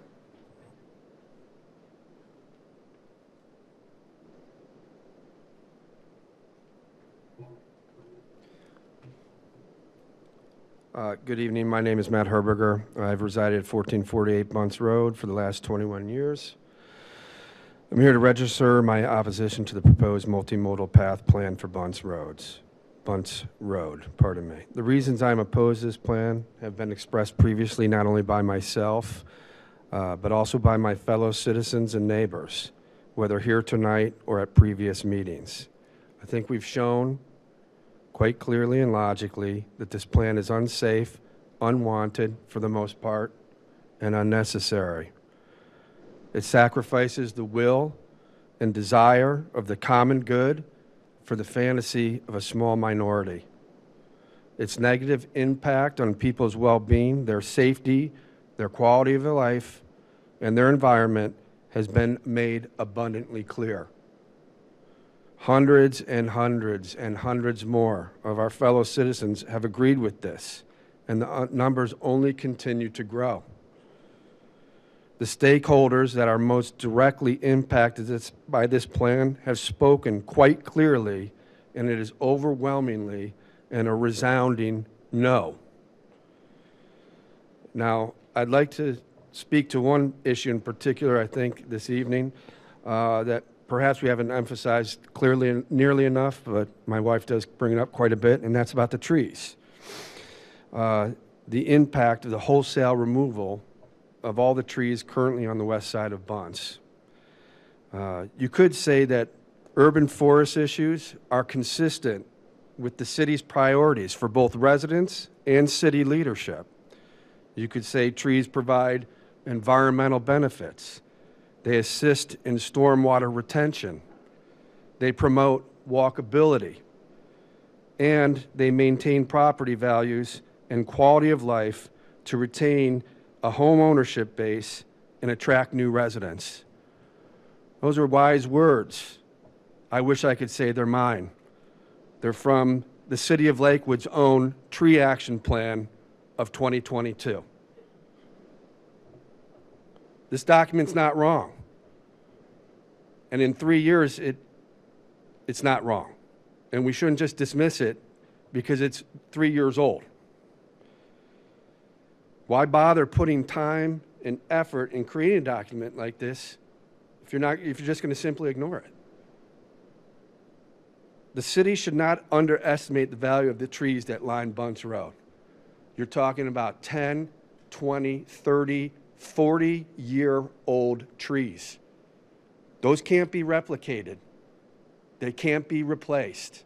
When you take them out, they are gone for good. By definition, those trees, because they're unreplaceable, they're invaluable, and they truly are invaluable.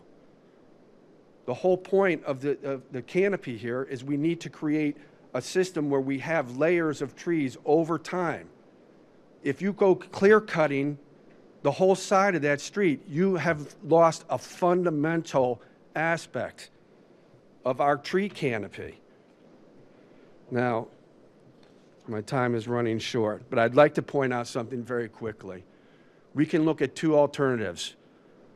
Okay, I'm not opposed to a bike path. I'm not even opposed to a multimodal path necessarily, as long as it's the right place and the right time. I drive down West Clifton almost every day. My parents live nearby. Look at the difference between West Clifton and Bunce Road. Maybe you have a plan for West Clifton. West Clifton is one of the most underutilized roads in all of Lakewood. It's a north-south interceptor, just like Bunce Road. Even better, instead of taking the bicyclist to 2 gas stations and I-90, which the path on Bunce Road would do, this path on West Clifton would take you to the Lake Road bike lane, the Clifton bike lane, the Riverside bike lane. It would take you to the multimodal path on Detroit, connect you to the metro parks. It's almost too perfect. And there used to be 2 streetcars. 2 streetcar lines that ran right down the middle of that road. You could put double multimodal lanes down there. You could have trees planted on either side. You will add trees, not detract. It'll be a grand design. That's the kind of thinking we need to use here. That's what we need to do. I love Lakewood. That's the kind of planning we need to do.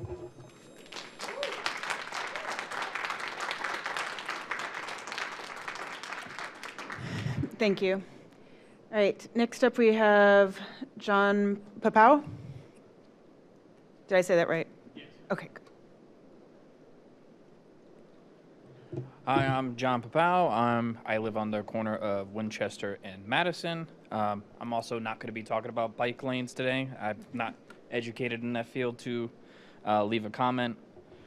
Today, I wanted to talk about ICE and the community within Lakewood because we have a very diverse community.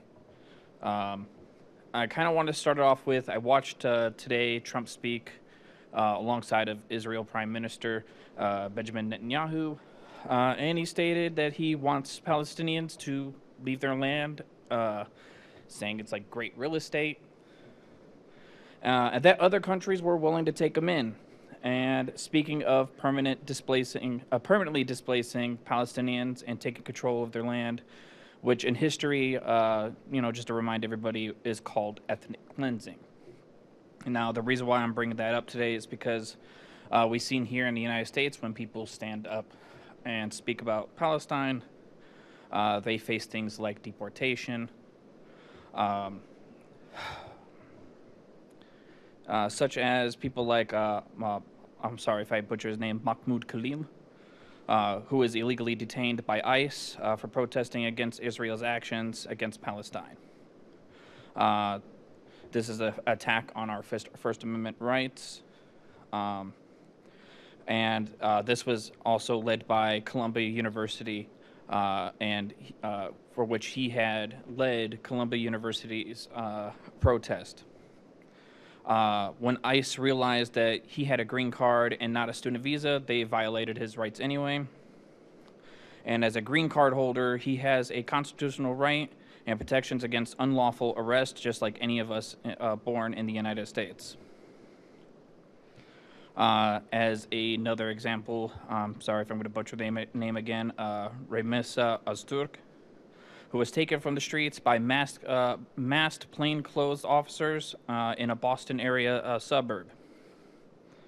The Department of Homeland Security, DHS, has said that the visa was terminated, and according to accusing her of activities that support Hamas, despite providing no evidence of such claim.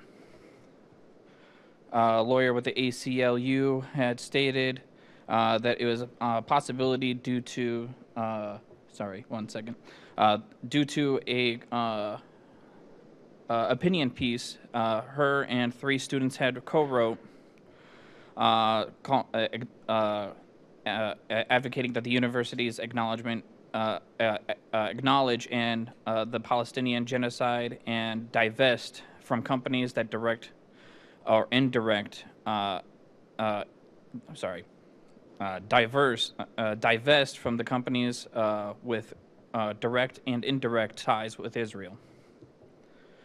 Then we heard on the news recently about Kumar Abrego Garcia, who was expected last month alongside hundreds of others of being alleged gang members, and was, according to ICE now, says there was an administrative error and that they could do nothing to bring him back. Basically saying that, we didn't try anything, so we can't do anything. Now, I don't know what exactly I'm asking for. I don't know what Lakewood's position is, what our police department does, and to fight this. But I wanted to make sure that somebody spoke about it because we have a very diverse population here in Lakewood, and the fact that just speaking out can get you deported is something that I don't want to see happen to anybody here. So I guess that would be it. Thank you so much for your time.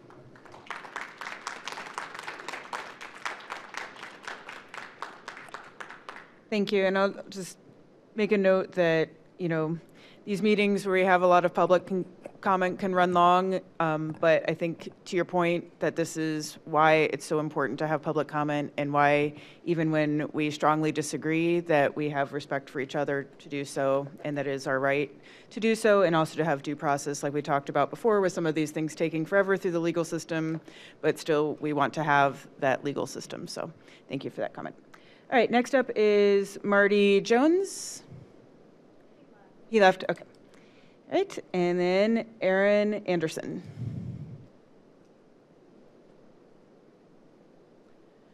Hi, I'm Aaron Anderson, 1221 Bunce Road. President, Mayor, and everyone, thanks for holding this meeting. I want to speak in favor of the bike path on Bunce Road. I think it's important that our public infrastructure serves all users, regardless of if they drive or walk or bike or use scooter or any other form of transportation, and that a shared use path can effectively expand access to a broader set of people. And it's important that we have transportation infrastructure that helps us get to the places we need to be. And so there are lots of destinations along Bunce Road, like the St. Luke Church, Giant Eagle, the high school, et cetera, that people need to get to, especially students getting to the high school. And so I believe having a shared use path can improve safety of everyone who needs to get to destinations. I have a toddler and an infant, and we walk and bike along Bunce Road all the time. And I think having the shared use path will make it easier for me to take them in my bike trailer to various destinations to get groceries, make it easier and safer for us as we get around town. Others have commented a concern about delivery vehicles blocking traffic, and I think that's an important and valid concern, and I encourage the council and those involved in the project to think about if there are ways we could include loading zones or something like that for delivery vehicles, so they don't block the road while making deliveries. Also grateful to hear that the city has plans to manage snow removal and maintenance of the path, and I think that's critical for effective transportation infrastructure, that it remain usable throughout all seasons, and especially providing access to the school. And also was happy to hear during the presentation last year that the total surface area, hard surface area, was going to hopefully be reduced by having curb bump outs and other improvements. And I hope that can remain true, so we can have a better streetscape while improving access.